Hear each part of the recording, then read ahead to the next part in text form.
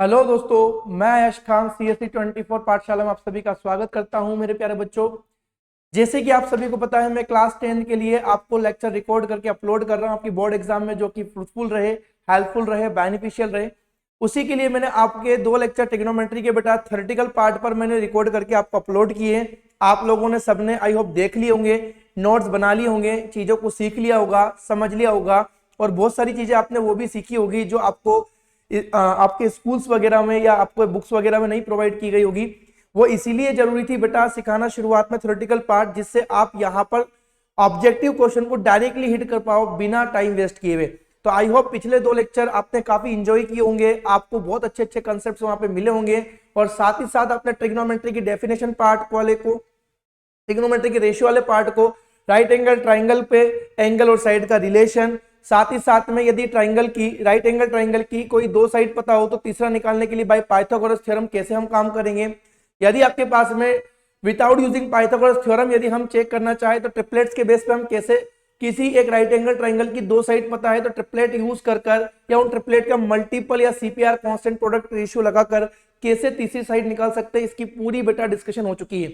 तो मेरा सभी से निवेदन है, मेरे प्यारे स्टूडेंट, मेरे प्यारे बच्चों, आप यदि पहली बार जुड़ रहे हो CSE 24 पाठशाला के साथ, तो मेरे बेटा आज का लेक्चर से पहले आप पिछले 2 लेक्चर जो अपलोड किए वो प्लीज जरूर देखिएगा। उससे आपको वहां पर जो कॉन्सेप्चुअल पार्ट है, थ्योरेटिकल पार्ट है, वो पूरा क्लियर होगा, जिससे अब ये आज जो हम एक्सरसाइज करने वाले हैं बेटा आपका ट्रिग्नोमेट्री चैप्टर की एग्जाम्पलर और अपने पास में जो NCERT बुक है उसके एक्सरसाइज को हम यहाँ पर डील करेंगे। पहले कुछ ऑब्जेक्टिव क्वेश्चन कवर अप करेंगे, उसके बाद में फिर बेटा अपन यहाँ पर NCERT के क्वेश्चन कवर करेंगे, और जो आपकी रेफरेंस बुक होती है वाले क्वेश्चन भी कवर करेंगे, जिससे आपकी हर प्रकार की तैयारी व्यवस्थित तरीके से हो जाए। तो सेशन को स्टार्ट करते हैं बेटा बिना टाइम वेस्ट किए। आई होप सभी ने पिछले 2 सेशन देखे होंगे। जो बच्चा पहली बार जुड़ा बेटा वो चैनल को जरूर सब्सक्राइब कर ले, CSE 24 पाठशाला के चैनल को सब्सक्राइब कर ले, ताकि डेली लाइव क्लास के नोटिफिकेशन या ऑफलाइन क्लास के या अपलोड क्लास के XYZ जो भी क्लास हमारी कंडक्ट होती है उसके नोटिफिकेशन आपको मिलते रहे बेटा। ठीक है, चलो तो आज का बेटा पहला क्वेश्चन अपन करेंगे। आज के सेशन का पहला क्वेश्चन है बेटा अपने सामने, ये इस प्रकार से आपके सामने पहला क्वेश्चन दिख रहा होगा बेटा। सिंपल सा क्वेश्चन है, choose the correct answer, objective based question है। एक बात ये ध्यान रखना, जब भी क्वेश्चन ऑब्जेक्टिव आएगा और वहां पर जस्टिफिकेशन या रीजन नहीं पूछे तो आप सीधा बेटा वो मेथड यूज करना जो मैंने आपको सिखाई रखी है। ठीक है ना, कंसेप्चुअल पार्ट से डायरेक्टली, क्योंकि देखो डिटेल पार्ट भी मैं क्लियर करूंगा, ट्रिकी पार्ट भी अपन क्लियर करेंगे। मतलब उसको यदि नंबर चाहिए अपने को ज्यादा तो कितनी ज्यादा स्टेप में बना के लिख सकते हैं, और कम नंबर का तो कितने कम से कम में कर सकते हैं, वो दोनों चीजों को अपने करना पड़ेगा। टाइम को बैलेंस करना बहुत जरूरी है बेटा बोर्ड एग्जाम में, तब जाकर एक बढ़िया रिजल्ट आपके सामने मैथमेटिक्स का आएगा बेटा। ठीक है, चलो सर यहां पर क्या बोला है, यहां पर हमें खाली चूज करना करेक्ट आंसर को गिवन 4 ऑप्शन में से। यहां पर रीजन वगैरह कुछ नहीं मांगा है, तो सीधा अपन हिट एंड ट्रायल करेंगे बेटा, ट्रिपलेट्स को यूज करते हैं बेटा। ठीक है, समझना मेरे बच्चे। उसने बोला कि सर एक राइट एंगल ट्राइंगल है ना, देखो सीधी बात है, ट्रिग्नोमेट्रिक रेशियो दे रखा है ना, राइट एंगल ट्राइंगल नहीं भी कहा तो आपको पढ़ के आना चाहिए। उसने कहा क्वेश्चन में cos A बराबर 4/5 है, देन वैल्यू ऑफ 10 है। मतलब आपको बेटा एक ट्रिग्नोमेट्रिक रेशियो दे रखा है ना, ट्रिग्नोमेट्रिक रेशियो क्या दे रखा है, कोसाइन ऑफ एंगल A दे रखा है। सर ट्रिग्नोमेट्रिक रेशियो क्या होता है, तो बेटा मैंने आपको पिछले लेक्चर पढ़ाया था। ट्रिग्नोमेट्रिक रेशियो मतलब क्या बेटा, तो किसी भी राइट एंगल ट्राइंगल की यहां पर साइड का रेशियो लेना with respect to acute angle या रेफरेंस एंगल, वो ट्रिग्नोमेट्रिक रेशियो कहलाता है। तो राइट एंगल ट्राइंगल की साइड का रेशियो दिया है रेफरेंस एंगल ए के रेस्पेक्ट में, और 10 ए आपको बताना है। सर क्या बोल रहे हो, तो देखो मैं इसको बना के बताता हूं। देखो मेरे बच्चे, बेटा ये एक राइट एंगल ट्राइंगल है, इस राइट एंगल ट्राइंगल की अपन क्या करते हैं बेटा, साइड का रेशियो लेते हैं। ट्रिग्नोमेट्रिक रेशियो में आपको सिखा रखा है भैया रेफरेंस एंगल के रिस्पेक्ट में। तो यहाँ पे रेफरेंस एंगल क्या है मेरे बच्चे, ए हैगा। देखो जो बच्चे आज जुड़े उनको कम समझ में आएगा, वो मेरा पिछले पहले 2 लेक्चर देखे बेटा, तब जाके आपको 100% समझ में आएगा। तो सर रेफरेंस एंगल क्या होता है ये मैंने आपको बहुत अच्छे से बता रखा बेटा। यहाँ पर cos A, cos है मतलब कोसाइन ऑफ A, तो रेफरेंस एंगल क्या है, A है। तो हम यहाँ पे मान लेते हैं A, है ना, हम यहीं पे बना लेते हैं। आप चाहो तो यहाँ मान लो, कोई दिक्कत वाली बात नहीं, यहाँ मानो कोई दिक्कत नहीं। बस ये ध्यान रखना कि रेफरेंस एंगल क्या है और वो हाइपोटेनियस के साथ रेफरेंस एंगल किस साइड के साथ बन रहा है। ठीक है, ये देखना है। ये A मान लिया, ये B मान लेते हैं, और ये C मान लेते हैं। ये 90 डिग्री है। ठीक है, यहां पर आपका कोई एक रेफरेंस एंगल है बेटा। ठीक है, यदि ये रेफरेंस एंगल है तो बेटा सर ये क्या हो जाएगा, तो ये एडजेसेंट साइड हो जाएगी सर बेस, इसके अपोजिट वाली क्या हो जाएगी सर परपेंडिकुलर, और लॉन्गेस्ट साइड क्या हो जाएगी हाइपोटेन्यूज। सभी को पता है, कल मैंने आपको ट्रिपलेट्स पढ़ाए थे, सभी को ट्रिपलेट पता होंगे, 3 4 5, 5 12 13, मैंने कल के लेक्चर में सब लिखा है, नोट्स आपने बना लिया होगा बेटा, ठीक है। तो मेरे प्यारे बच्चे आपको कोस ए का वैल्यू दिया है, तो सर कोस ए मतलब क्या होता है, तो सर कोस ए यानी कि यहाँ पर बी बाई एच, या बेटा बी बाई एच है ना, बी बाई एच मतलब base by hypotenuse, adjacent side upon में लॉन्गेस्ट साइड। तो यहाँ पर बी बाई एच से यदि हम इसको कंपेयर करें है ना, देखो मैं यहाँ पे लिख देता हूँ बेटा ना, कोस ए की वैल्यू कितनी दे रखी है मेरे बच्चे, 4/5 दे रखी है। सर कोस ए मतलब क्या होता है सर, ये होता है B by H addition side upon में हाइपोटेनियस, ठीक है। ये 4/5 दे रखा है, क्लियर है। अब देखो ये 4/5 बेस और हाइपोटेनियस साइड का क्या बेटा, रेशियो फॉर्म है। हो सकता है या तो उनकी साइड की वैल्यू 4 और 5 ही रही हो, या 4 और 5 का मल्टीपल रही हो। रेशियो मतलब सभी को समझ में आता है बेटा, अपने छोटी क्लास में पढ़ा होगा, ठीक है। तो हम बेस को डायरेक्टली कितना मान लेते हैं बेटा, 4 यूनिट मान लेते हैं। हाइपो कितना मान लेते हैं, 5। सर हाइपो यदि मेरा 5 है, सर बेस कितना मेरे पास में 4 हैगा। तो मैंने आपको कल बताया था बेटा, आपको यहाँ पर राइट एंगल ट्राइंगल की 2 साइड पता है, तो पाइथागोरस थ्योरम लगा के आप तीसरी निकाल लेना, बट वो तब जब जस्टिफिकेशन आपको मांगा जाए और क्वेश्चन डिटेल में सोल्व करने को कहा जाए। यहाँ पर ऑब्जेक्टिव है तो आप ट्रिपलेट यूज कर लो। सर कल हमने एक ट्रिपलेट पढ़ा था इस प्रकार से, परपेंडिकुलर, बेस और हाइपोटेनियस वाला। कुछ ट्रिपलेट्स पढ़े थे बेटा, परपेंडिकुलर, बेस और हाइपोटेनियस वाले। मैं एक बार लिख देता हूं, यदि मान लो कोई बच्चा नया आया हो तो थोड़ा बहुत उनको समझ में आए बेटा। परपेंडिकुलर, बेस और हाइपोटेनियस। सर यदि ये परपेंडिकुलर नहीं हुआ, यदि ये बेस हो गया तो कोई दिक्कत नहीं, यदि ये बेस मानोगे तो ये परपेंडिकुलर हो जाएगा। सर ट्रिपलेट्स क्या थे सर, तो ये थे 3, 4, 5। यदि परपेंडिकुलर बेस की वैल्यू 3 और 4 है तो हाइपोटेनियस 5 हो जाएगा। हाइपोटेनियस की 5 है तो परपेंडिकुलर 4 रहेगा, तो बेस 3, और यदि ये 3 है तो ये 4 हो जाएगा। ये कल मैंने आपको सिखा रखा बहुत अच्छे से बेटा। तो 3, 4, 5, 5, 12, 13, 7, 24, 25, ठीक है ना। यहाँ पर 8, 15, 17, 9, 40, 41, 11, 60, 61 और भी लिखा रखे ना। तो ये ट्रिपलेट्स होते हैं बेटा, है ना, ये ट्रिपलेट्स होते हैं। ये सबसे लॉन्गेस्ट साइड है, इन दोनों से सबसे बड़ी साइड है, ठीक है। तो 3, 4, 5, 5, 12, 13, 7, 24, 25, 8, 15, 17, 9, 40, 41। सर ये क्या है, ट्रिपलेट्स है बेटा, ये पाइथागोरस ट्रिपलेट्स है। कल मैंने आपको बताया था बेटा, है ना, कल मैंने बताया था कैसे इसको सोल्व करना। जो बच्चे को कम समझ आया बेटा, पहला लेक्चर देखे बेटा, ठीक है ना। चलो, तो सर यदि मान लीजिए मेरे पास में किसी एक राइट एंगल ट्राइंगल का हाइपोटेनियस 5 दिख रहा है और हाइपोटेनियस के साथ बेस या, है ना, बेस या परपेंडिकुलर में से कोई एक साइड दे दी जाए। यदि बेस दे दिया जाए मान लो 4, तो परपेंडिकुलर 3, और यदि बेस 3 दे दिया तो परपेंडिकुलर क्या हो जाएगा, 4 हो जाएगा, ठीक है। तो 3, 4, 5 का ट्रिपलेट बनता है बेटा, ठीक है। तो आप देखो बेटा, हाइपोटेनियस कितना है 5, बेस 4 है, तो परपेंडिकुलर कितना हो जाएगा, 3 हो जाएगा। क्लियर बेटा, ठीक है ना। आई होप समझ में आ गया होगा, है ना। बाकी बच्चे चाहे तो बेटा पाइथागोरस थ्योरम भी लगा के हम कर सकते हैं। पाइथागोरस थ्योरम में आप क्या करोगे बेटा, देखो समझो, हाइपो का स्क्वायर इक्वल टू परपेंडिकुलर का स्क्वायर प्लस बेस का स्क्वायर मेरे बच्चे, ठीक है। जो डायरेक्ट काम करना था वो मैंने बता दिया, अब डिटेल भी अब मैं समझा देता हूं बेटा आपको। हाइपो मतलब बेटा 5, 5 का स्क्वायर इक्वल टू परपेंडिकुलर, मुझे पूछा था परपेंडिकुलर ये निकालना था बेटा, अपने को परपेंडिकुलर निकालना है, ठीक है। तो ये पी स्क्वायर प्लस बेस कितना दे रखा है 4 स्क्वायर। मैं डायरेक्टली इनको बेटा 4 और 5 ही लेके चल रहा हूं यूनिट्स में। आप चाहो तो इनको 5 यूनिट 4 यूनिट मान के कर सकते हो, या 4 के 5 के भी कर सकते हो, ठीक है, कोई इशू वाली बात नहीं बेटा।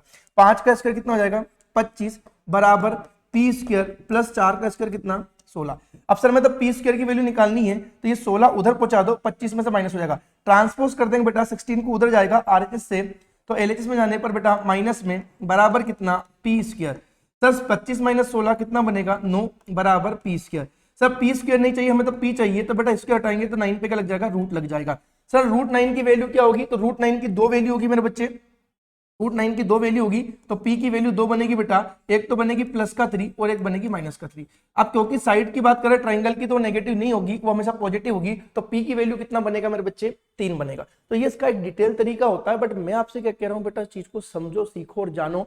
यदि आपको बेटा यहाँ पर अपने पास में जस्टिफिकेशन नहीं है, no need to doing the whole procedure over there, कोई जरूरत नहीं आपको पूरी प्रोसीजर करने की, आप सीधा ट्रिपलेट्स पे काम बनाओ बेटा, जहां से जितना टाइम बच रहा है वो बचाओ और अगले क्वेश्चन में इंप्लीमेंट करके डाल दो। यदि मेथड अच्छा लग रहा हो बेटा तो बिल्कुल कमेंट सेक्शन में कमेंट करना, शेयर करना, लाइक करना, ठीक है।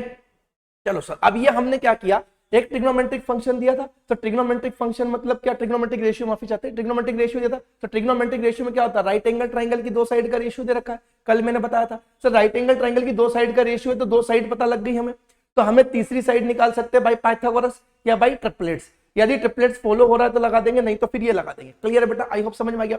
अब हमें टेन ए बताना सर, हमें वैल्यू किसकी चाहिए सर, टेन ए की चाहिए। तो सर हमें टेन ए की वैल्यू निकालना है ना, तो टेन ए निकाल लो, टेन ए सर हमें निकालना है। तो टेन ए, तो सर टेन ए मतलब क्या होगा, तो टेन ए का मतलब होता है सर यहाँ पर परपेंडिकुलर अपॉन बेस, मतलब जो भी रेफरेंस एंगल है उसके opposite side by adjacent side. तो P की वैल्यू मतलब ये बेटा 3 और एडजेसेंट साइड क्या बेटा 4। तो अपने पास टेन ए की वैल्यू कितनी आ जाएगी बेटा, P मतलब ये 3 और बेस मतलब बेटा 4। तो अपना आंसर क्या होगा बेटा 3/4। आंसर कितना होगा बेटा 3/4, ये अपना आंसर सही वाला है। ठीक है, चलो आई होप समझ में आ गया होगा बहुत अच्छे से बेटा, बहुत बढ़िया। तो मैंने आपको उसको शॉर्ट में कैसे करना है वो भी बता दिया, डिटेल में कैसे करना है मैंने बता दिया। तो राइट एंगल ट्रायंगल की दो साइड पता है, तीसरा निकालने के बाद पाइथागोरस थ्योरम लगा देंगे, और यदि जस्टिफिकेशन नहीं मांगा तो ट्रिपलेट्स लगा देंगे। आई होप डन, क्लियर, चलो शानदार जानदार मजेदार। चलो अब सर ये ऐसा 1 और 2 दिया है तो इसमें अपन सीधा निकाल ही लेंगे, कोई इशू वाली बात नहीं। चलो इसको सोल्व करते हैं मेरे बच्चे, इसका आंसर क्या होगा। देखो ये एनसीईआरटी एग्जाम्पलर का क्वेश्चन है। देखो साइन ए इक्वल टू कितना दे रखा बेटा 1/2। साइन ए इक्वल टू 1/2 का मतलब सर ये है कि साइन ए मतलब क्या होता है सर, तो ये होता है अपने पास में perpendicular upon hypotenuse equal to 1/2। Sir ये कहां से लिख रहे हो, तो मैंने आपको बेटा ट्रिग्नोमेट्रिक रेशियो लिखना सिखाया, sine cos tan cot sec cos, है ना। पंडित बद्री प्रसाद बोले हर हर, फिर नीचे से ऊपर चला दो, पंडित बद्री प्रसाद बोले हर हर। पहले के लेक्चर बेटा आप देखो, उसके नोट्स बनाओ, अच्छे से सीखो उसको, और यहाँ पे क्वेश्चन बनाओ बेटा। तो P/H की वैल्यू होगी, मतलब P कितना यूनिट 1 यूनिट और H कितना यूनिट 1 यूनिट, सॉरी माफी चाहते 2 यूनिट। सर हम यदि राइट एंगल ट्राइंगल बनाएंगे तो यहाँ पर A की बात करें तो रेफरेंस एंगल A मान लिया, राइट एंगल B से ले लिया बेटा 90 डिग्री, और ये हमने इसको डाल दिया बेटा C। सर यदि ये रेफरेंस एंगल A है ना, ये sine of angle A, sine of angle है मतलब साइन ऑफ एंगल है मतलब एंगल ए के रेस्पेक्ट में निकालना है बेटा, तो ए मेरा रेफरेंस एंगल हो गया। ठीक है बेटा, अब यदि रेफरेंस एंगल है तो बच्चे ये क्या हो जाएगा मेरे बच्चे, तो आप सभी को पता है सर रेफरेंस एंगल ये है, तो लॉन्गेस्ट साइड ने किसके साथ में बनाया एंगल ए बी के साथ, तो ये एडजेसेंट साइड यानी कि बेस, इसके अपोजिट वाली परपेंडिकुलर, और ये हो जाएगी बेटा हाइपो। सर यहाँ पर अब ट्रिग्नोमेट्रिक रेशियो जो दे रखा है उसमें P और H की वैल्यू दे रखी 1 और 2 बेटा पास में। अब ये किसी भी ट्रिग्नोमेट्रिक अपने पास में जो ट्रिपलेट्स है पाइथागोरस का ट्रिपलेट्स है उसमें नहीं हैगा, तब अपन इसका वैल्यू निकाल लेंगे भाई पाइथागोरस से। हालांकि ऐसा नहीं कि नहीं है तब नहीं निकाल सकते, मैं इसकी और भी ट्रिक्स बताऊंगा, बट पहले बेसिक्स क्लियर करो बेटा, और जो चीजें भी मैं सिखा दे रहा हूँ पहले उसको दिमाग में फिट करो, मैं और बढ़िया बढ़िया ट्रिक्स आपके सामने लेकर आऊंगा। ठीक है, चलो तो बेटा P मतलब कितना बेटा 1। अब ये 1 यूनिट है ना, ये 1 सेंटीमीटर नहीं है, हो सकता है 1 सेंटीमीटर भी रहा हो, है ना, बट ये 1 यूनिट से बेटा ना, मैं किसमें माना 1 यूनिट, और यहाँ पर हाइपोटेन्यूज कितना बेटा 2 यूनिट। अब आप चाहो तो इसको ऐसा भी कर सकते हो सर, P बराबर कितना, तो ये सर 1x मान लेंगे, और ये H बराबर कितना हो जाएगा 2x। आप इसको ऐसा भी रख सकते हो, ठीक है ना।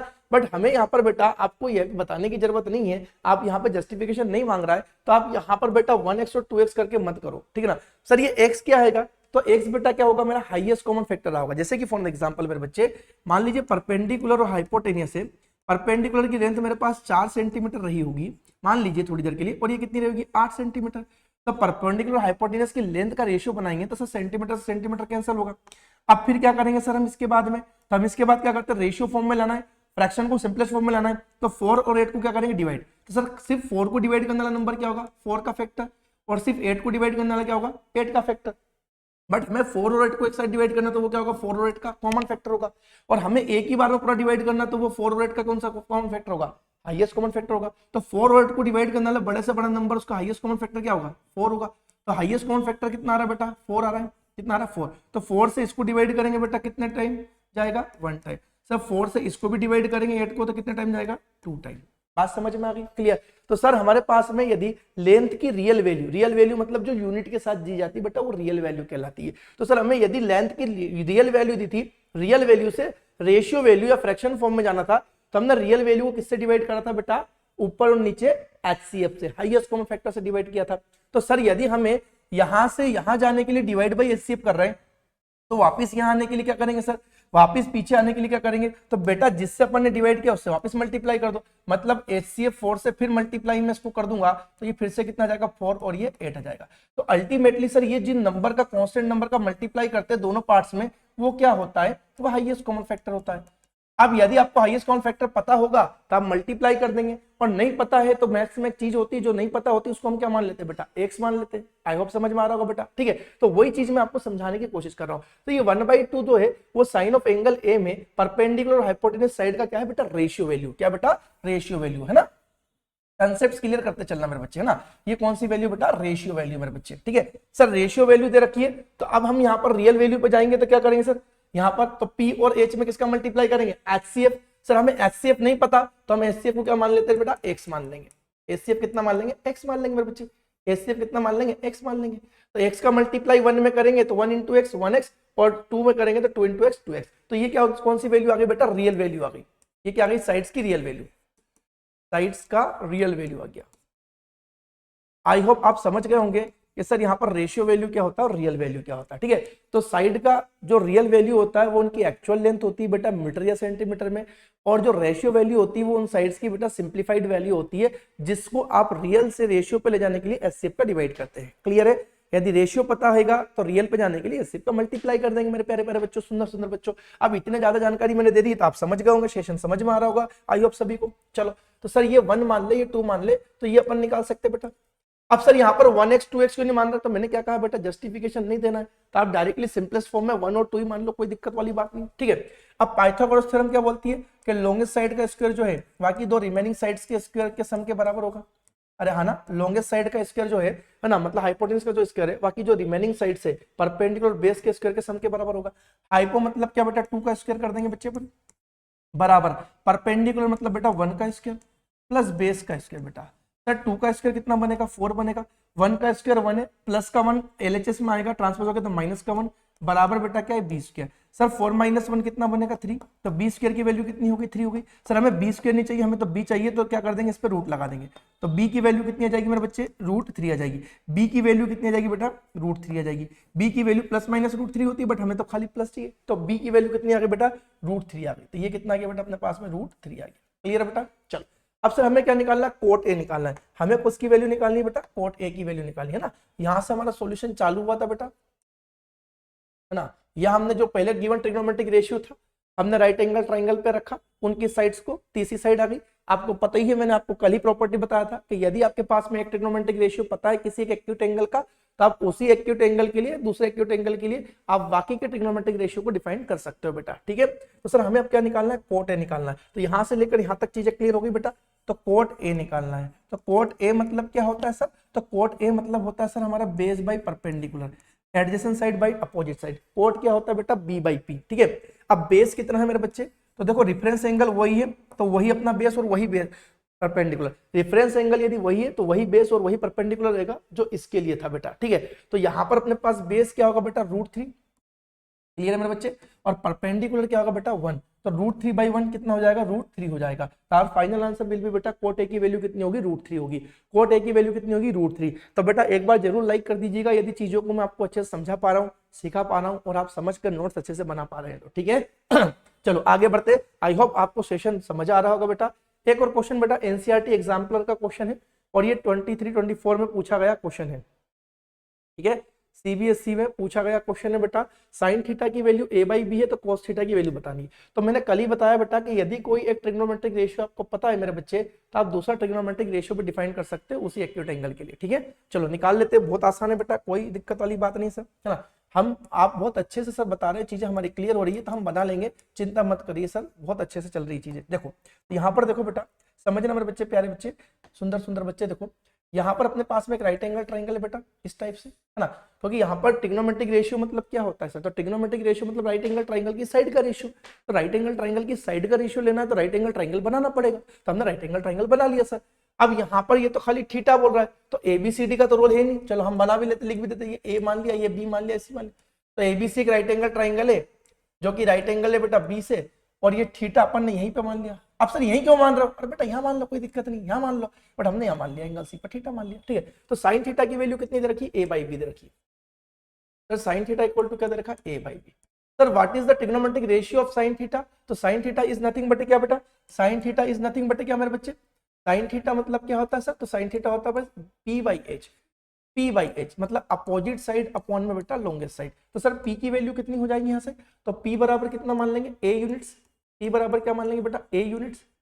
आप चाहो तो उसको रियल वैल्यू के लिए x मान सकते हो, ax और bx, टाइम पास नहीं कर रहा हूं मैं, यूनिट्स में लिख रहा हूं, a यूनिट्स। और h क्या हो जाएगा बेटा अपने पास में, b यूनिट्स हो जाएगा। a कितना हो गया बेटा 3, P कितना हो गया बेटा अपने पास A यूनिट्स और H कितना हो गया बेटा अपने पास है B यूनिट्स। तो समझ में आ रहा होगा सर, है ना, मैंने रेशियो फॉर्म में ही मान लिया बेटा उनको, ठीक है। अब यदि P की वैल्यू देखा जाए तो क्या होगी, तो सर इसके अपोजिट वाला एंगल के अपोजिट होगा अपने पास परपेंडिकुलर, मतलब ये A। सर हाइपोटेनियस मतलब लॉन्गेस्ट साइड सर 90 के अपोजिट वाली होती है सर, यानी कि आप इसकी बात कर रहे हो मतलब ये वाली, ठीक है। सर हमारे पास में दो साइड पता, तीसरी निकालनी, ये पता करना सर हमें बेस, क्योंकि हमें कोस का लिए निकाला, कोस के लिए हमें क्या लगेगा बेटा, बेस लगेगा। तो बेस के लिए क्या करेंगे, तो हाइपोटेनियस और परपेंडिकुलर गिवन है तो पाइथागोरस लगा दो। पाइथागोरस क्या बोलता है कि भैया लॉन्गेस्ट साइड का स्क्वायर बाकी दो रिमेनिंग साइड के स्क्वायर के सम के बराबर बेटा। तो हाइपोटेनियस मतलब पास कितना बेटा, बी स्क्वायर बराबर पी, परपेंडिकुलर कितना मेरे बच्चे, ए स्क्वायर प्लस बी स्क्वायर। तो अपने को पता ही नहीं बी की वैल्यू, तो उसको ऐसे एज इट इज रख दे सर, ट्रांसपोज करेंगे तो ये प्लस का इधर आके माइनस होगा, तो सर बी स्क्वायर माइनस ये क्या हो जाएगा, ए स्क्वायर, बी स्क्वायर माइनस क्या हो जाएगा, ए स्क्वायर बराबर में क्या बच्चे, बी स्क्वायर, ठीक है। स्मॉल ये बी है और ये कैपिटल बी, स्मॉल बी जो है वो ट्रिग्नोमेट्रिक रेशियो पे दी गई साइड्स का यूनिट्स वैल्यू, रेशियो वैल्यू, और बी कैपिटल वाला जो है बेटा वो बेस को अपना एडिसेंट साइड को रिप्रेजेंट कर रहा है, ठीक है। चलो सर हमें तो बी की वैल्यू चाहिए सर, हमें बी स्क्वायर नहीं चाहिए, बी चाहिए, तो स्क्वायर हटा दो बेटा, तो स्क्वायर हटा देंगे तो लेफ्ट में क्या लग जाएगा, रूट, तो B square minus A square लग जाएगा, ठीक है बेटा। तो बी की वैल्यू कितनी आ गई बेटा, under root B square minus A square. Sir हमें क्या निकालना है, cos थीटा निकालना है। सर हमें क्या निकालना है, तो हमें तो cos थीटा निकालना है सर। तो cos थीटा क्या होता है सर, तो cos थीटा क्या होगा, b बाई एच, है ना, b बाई एच होता है। तो सर b बाई एच की वैल्यू लिख दे सर हम यहाँ पे क्या, तो b मतलब आप बेस की बात कर रहे हैं, बेस कितना है वही है ना, रेफरेंस एंगल चेंज नहीं होगा तो साइड भी वही रहेगी बेटा, तो b वही रहेगी under root B square minus A square बेटा, और हाइपोटेनियस मेरे पास में क्या बेटा, लॉन्गेस्ट साइड ये बी हो जाएगी। तो ये अपना आंसर हो जाएगा root B square minus A square upon में B, root B square minus A square upon B कहाँ दिख रहा है बेटा, सी वाले में दिख रहा है। तो आई होप बेटा आपको समझ में आ रहा होगा। बेटा देखो आप यदि लेक्चर एंजॉय कर रहे हैं, आपको समझ आ रहा है, तो आप लिंक को दूसरे बच्चों को भी, अपने स्कूल्स में जो बच्चे पढ़ रहे हैं, आपको यदि मैं अच्छे से सिखा पा रहा हूँ, समझ पा रहे हो, तो उन बच्चों को भी शेयर करें ताकि वो भी इस सेशन का बेटा बेनिफिट ले पाए, फ्रूटफुल रिजल्ट उनको भी मिल पाए। चलो नेक्स्ट क्वेश्चन पे मूव ऑन करते मेरे प्यारे बच्चे, अगले क्वेश्चन पे मूव ऑन करते बेटा, ठीक है। चलो ये लो, अब ये एक्सरसाइज 8.1 आपकी मैं लेके आया हूँ, है ना। देखो मैं मिक्स क्वेश्चन भी कराऊंगा, पर पहले चीजें थोड़ी सी सीक्वेंस में कर ली जाए तो फिर मिक्स करने में कोई दिक्कत नहीं होगी, ठीक है। ये बेटा आपकी एनसीईआरटी जो बुक है उसकी अपन ये एक्सरसाइज करेंगे पहले, ये एनसीईआरटी, ठीक है। तो ये एनसीईआरटी का आपको दे रखा है बेटा, है ना, एनसीईआरटी का आपको दे रखा है बेटा, ठीक है। एनसीईआरटी का आपको क्वेश्चन दे रखा है एक्सरसाइज 8.1 का, इसको हम सोल्व करते हैं, ठीक है बेटा। तो यहाँ पर हम सोल्व करेंगे बेटा, है ना, ये एनसीईआरटी का है, मैंने डाल दिया है, आपको पता ही है, आपने नोट्स में डाल दिया, ठीक है बेटा। चलो तो यहाँ पर 8.1 की यदि बात करें तो पहला क्वेश्चन आपके एनसीईआरटी बुक में दे रखा है बेटा, जो अपडेटेड है सिलेबस उसके अनुसार, ट्राइंगल एबीसी, राइट एंगल है बेटा बी से, AB बराबर 24 सेंटीमीटर है, BC बराबर 7 सेंटीमीटर है, तो डिटरमाइन साइन ए कोस है और साइन सी कोस सी। तो आपको कुछ नहीं है भाई साहब, एक राइट एंगल ट्राइंगल की बात कर रहा है जो कि राइट एंगल है बेटा बी से। तो देखो जब भी आपको स्टेटमेंट बेस्ड क्वेश्चन आते हैं बेटा, तो आप पहले क्या किया कि जाए, यदि आपका वो एडवांस मैथ्स का क्वेश्चन है तो आप उस स्टेटमेंट को फिगर पे रिप्रेजेंट करते हैं, बात समझ में आई, ताकि चीजों को आप इजीली एनालिसिस कर पाए। क्वेश्चन को बार बार स्टेटमेंट के फॉर्म में मत पढ़ना, इससे सिर्फ आपका टाइम वेस्ट होगा।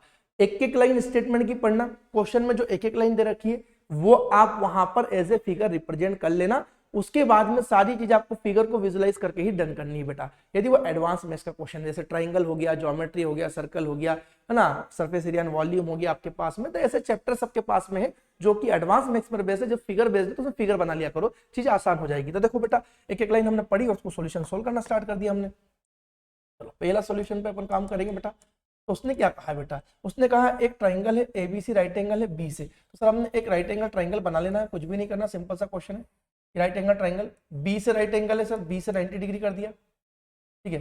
बाकी सर दो साइड के लिए हम क्या करें, तो कुछ भी मान लो, ये ए मान लो तो ये बी हो जाएगा, और यदि माफी चाहते बी तो हो गया ना बच्चा, ये सी हो जाएगा, ठीक है। ये क्या हो जाएगा बेटा, सी हो जाएगा, हो जाएगा सी, और यदि ए मानोगे तो ये क्या हो जाएगा, सी हो जाएगा। कोई इशू वाली बात नहीं, आप कहीं भी कुछ भी मान सकते हैं, कोई दिक्कत वाली बात नहीं, ठीक है बेटा।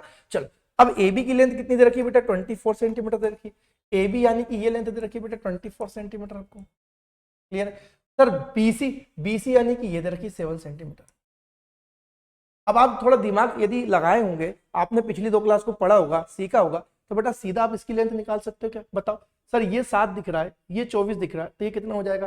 देखो सर बेस और अपने पास परपेंडिकुलर, सर अभी एंगल तो डिफाइंड नहीं, तो किसी को कुछ भी मान लो, एंगल अभी डिफाइन करे ही नहीं मैंने, खाली मैंने इतने स्टेटमेंट पढ़ा, तो भैया इन दोनों में से कोई एक बेस होगा। सर मान लो लॉन्गेस्ट साइड ने इसके साथ में एंगल बनाया तो ये बेस और परपेंडिकुलर, और इसके साथ बनाया तो ये बेस और ये परपेंडिकुलर, तो बेस और परपेंडिकुलर की वैल्यू कितनी है 24 और 7 है। तो सर आपने ट्रिपलेट लिखा है तो सर ये तो उन्हीं में से कुछ दिख रहा है, देखो मेरे प्यारे बच्चे 7 और क्या दिख रहा है 24। सर बेस और परपेंडिकुलर की वैल्यू 7 और 24 दिखती है, 724 दिखती है, तो हाइपो कितनी होती है 25 होती है। हाइपो कितनी होती है बेटा 25 होती है। हाइपो कितनी होती है बेटा 25 होती है। बट अब क्योंकि ये क्वेश्चन डिटेल क्वेश्चन है तो अपन डायरेक्टली नहीं लिखेंगे, हाँ यदि अपने पास में ऑब्जेक्टिव होता, रीजन नहीं मानता तो अपन सीधा लिख देते, ठीक है। तो दोनों चीज को बैलेंस करके चलना है। तो भैया अपने पास में यदि एक यहाँ पर राइट एंगल ट्रायंगल में दो साइड पता है तो हम तीसरी भी निकाल लेते हैं। क्यों निकाल लेंगे? क्योंकि जो ट्रिग्नोमेट्रिक रेशियो अपने को लिखना है हो सकता है उसमें तीसरी साइड का भी रिक्वायरमेंट आपको पढ़े, तो हम निकाल लेते हैं बेटा AC वाली, ठीक है। तो हमारे पास में क्या गिवन था बेटा? गिवन था AB, गिवन था हमारे पास में AB equal to 24 centimetre, BC equal to 7 centimetre, ठीक है। तो भैया by applying Pythagoras theorem, by Pythagoras theorem, by Pythagoras theorem हम तीसरी साइड निकाल लेंगे सर। तो पाइथागोरस थ्योरम क्या बोलती है सर कि लॉन्गेस्ट साइड मतलब हाइपोटेनस का square equal to remaining side के स्क्वायर का sum B square plus B square, ठीक है। अब सर यहाँ पर परपेंडिकुलर किसको माने, बेस किसको माने? सर पहले स्टेटमेंट में तो कोई जानकारी नहीं है, तो बेटा किसी को मान लो, कोई दिक्कत वाली बात नहीं, क्योंकि आपको उनके स्क्वायर करके सम ही लेना है। यदि डिफरेंस लेना होता तो ऑर्डर इंपॉर्टेंट होता है, ठीक है। तो जब तक आपको रेफरेंस एंगल नहीं पता था आप किसी भी साइड को कुछ भी मान सकते हो, कोई इशू वाली बात नहीं बेटा, ठीक है ना। चलो तो हमने इसको जो वर्टिकल लाइन है थोड़ी देर के लिए इसको 24 परपेंडिकुलर मान लिया आपकी चीजों को समझने के लिए। 24 सेंटीमीटर इसका square plus base 7 centimetre square है, तो ये 7 का स्क्वायर कर दिया, ठीक है। 24 का स्क्वायर क्या बनता है सर? तो ये बनता है 576, क्लियर सर। 7 का स्क्वायर कितना बनेगा? 49 बनेगा। आप इन दोनों को जोड़ेंगे तो कितना बनेगा? 625 बनेगा, और ये सेंटीमीटर स्क्वायर में आ जाएगा। वो अभी अपना हाइपोटेनस हटा देंगे तो वो लगा देंगे, है ना। तो h स्क्वायर बराबर कितना है? 625 सेंटीमीटर स्क्वायर, क्योंकि सेंटीमीटर में चल रहा था, ये किसमें आ गया बेटा? सेंटीमीटर स्क्वायर, ठीक है। अब स्क्वायर हटेगा तो रूट लगेगा, तो सर रूट लग जाएगा, तो h बराबर कितना आ जाएगा? Under root 625 centimetre square root लग गया, ठीक है। तो सेंटीमीटर के बाहर जाएगा तो सेंटीमीटर में आ जाएगा, और 625 की रूट वैल्यू प्लस का 25 और माइनस का 25 होती है। बट हमारे पास में मेरे बच्चे यहाँ पर साइड की बात करेंगे तो नेगेटिव नहीं लेंगे, तो इसलिए अपने पास हाइपोटेनस कितनी आ जाएगी बेटा? 25 सेंटीमीटर आ जाएगी, क्लियर बेटा। तो एच की वैल्यू हम कितनी फाइंड आउट कर चुके हैं बेटा? 25%। तो एक बात ध्यान रखना जो मैं आपसे कह रहा हूँ बेटा, कि राइट एंगल ट्रायंगल में कभी भी आपको दो साइड दिखती है, तीसरी निकालना है, पाइथागोरस लगा देंगे, ठीक है ना। दो साइड पता है, तीसरी निकालना है, पाइथागोरस लगा देंगे। एक साइड पता है, एंगल पता है, तो फिर ट्रिग्नोमेट्रिक रेशियो लगा देंगे, क्लियर है। अब कैसे क्या वो अपन धीरे धीरे 1 बाय 1 सीखेंगे बेटा। चलो अब पहले क्वेश्चन में क्या पूछा बेटा? तो पहले क्वेश्चन यहाँ से सोल्व करना स्टार्ट करेंगे मेरे बच्चे। पहले क्वेश्चन में आपसे पूछा है, पहले क्वेश्चन का पहला पार्ट साइन ए पूछा है। क्या पूछा मेरे बच्चे? साइन ए पूछा है। अब साइन ए, तो ए कौन सा बेटा? ये वाला एंगल, समझना। साइन ए मतलब ये वाले एंगल की, देखो येलो से मैं करके बता रहा हूँ, देखो येलो सी है ये साइन ए, मतलब ये वाले एंगल की बात कर रहा हूँ मेरे बच्चे, समझना। इस वाले एंगल की बात कर रहा हूँ बेटा, इस वाले की। तो सर यदि ये लॉन्गेस्ट साइड इस साइड के साथ में एंगल बना रही है, तो सर ये हमारी क्या होगी?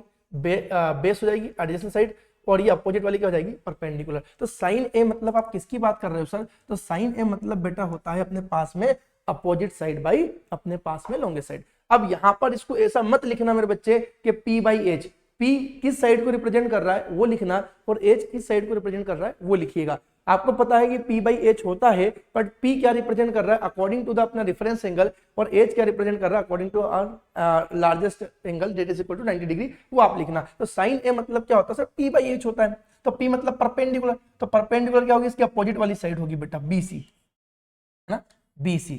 और सर हाइपो मतलब 90 के अपोजिट वाली साइड क्या होगी? AC।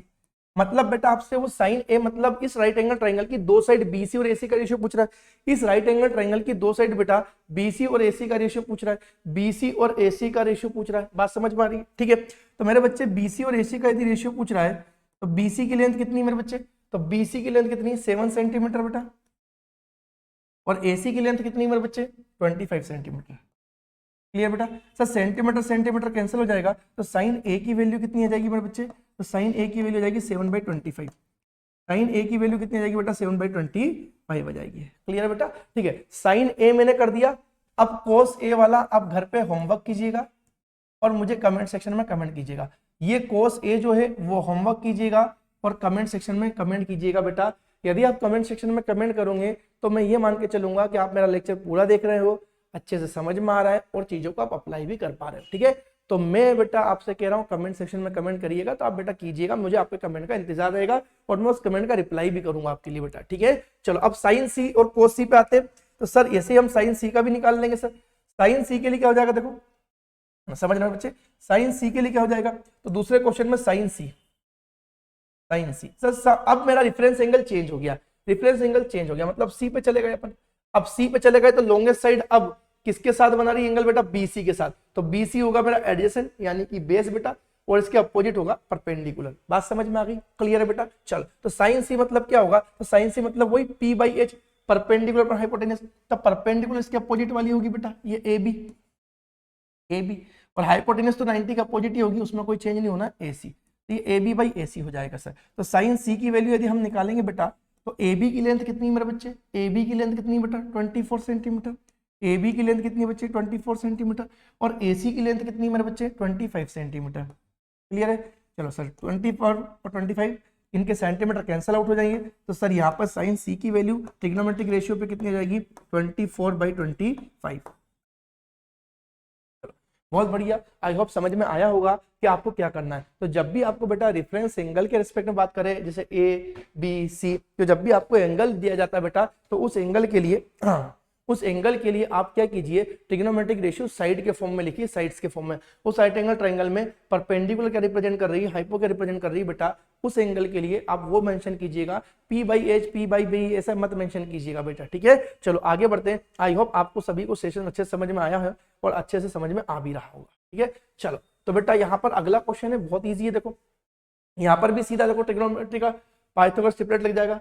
ये 12 है और 13 है, हाइपोटेनियस 13 दिख रही है, हाइपोटेनियस 13 दिख रही है और कोई साइड 12 दिखे, हाइपोटेनियस 13 दिखे, हाइपोटेनियस 13 दिखे और कोई एक साइड 12 दिखे, तो दूसरी साइड क्या हो जाएगी 5 हो जाएगी। देखो ट्रिपलेट कैसा जादू कर रहा है, ट्रिपलेट से आप कैसे वर्बली निकाल सकते हो बेटा, है ना। आपके पास यदि टाइम कम भी है तो आप वहां पे बोर्ड एग्जाम में इस प्रकार से यदि कम टाइम में पूरा क्वेश्चन सोल्व करना चाहते हैं ताकि कुछ नंबर तो अच्छे से मिल जाए, तो उसके लिए बेटा आप यही कर सकते हो जो मैंने सिखाया। वरना फिर आपके पास सफिशिएंट टाइम है तो आप बेटा शॉर्ट में ना करते हो, पूरा डिटेल करो, सर ये 13 ये 12 तो 5 हो जाएगा। ठीक है, हम ऐसा कर सकते हैं, बट हम ऐसा नहीं करेंगे क्योंकि हमें डिटेल में करना है। तो हम पहले बेटा इसको समझ चुके हैं तो हम अच्छे से सोल्व करते। देखो सर हमारे पास में क्या बोल रखा है, एक फिगर है ना, और फिगर कैसा, राइट एंगल ट्रायंगल, और राइट एंगल ट्रायंगल में दो साइड दे रखी है और बाकी दो ट्रिग्नोमेट्रिक रेशियो का डिफरेंस लेना। तो सर दो ट्रिग्नोमेट्रिक रेशियो का डिफरेंस लेने के लिए हमें पहले दोनों ट्रिग्नोमेट्रिक रेशियो को डिफाइन करना पड़ेगा। तो बिल्कुल करना पड़ेगा। तो उसके लिए क्या लगेगा, ट्रायंगल्स की साइड्स पता होना चाहिए।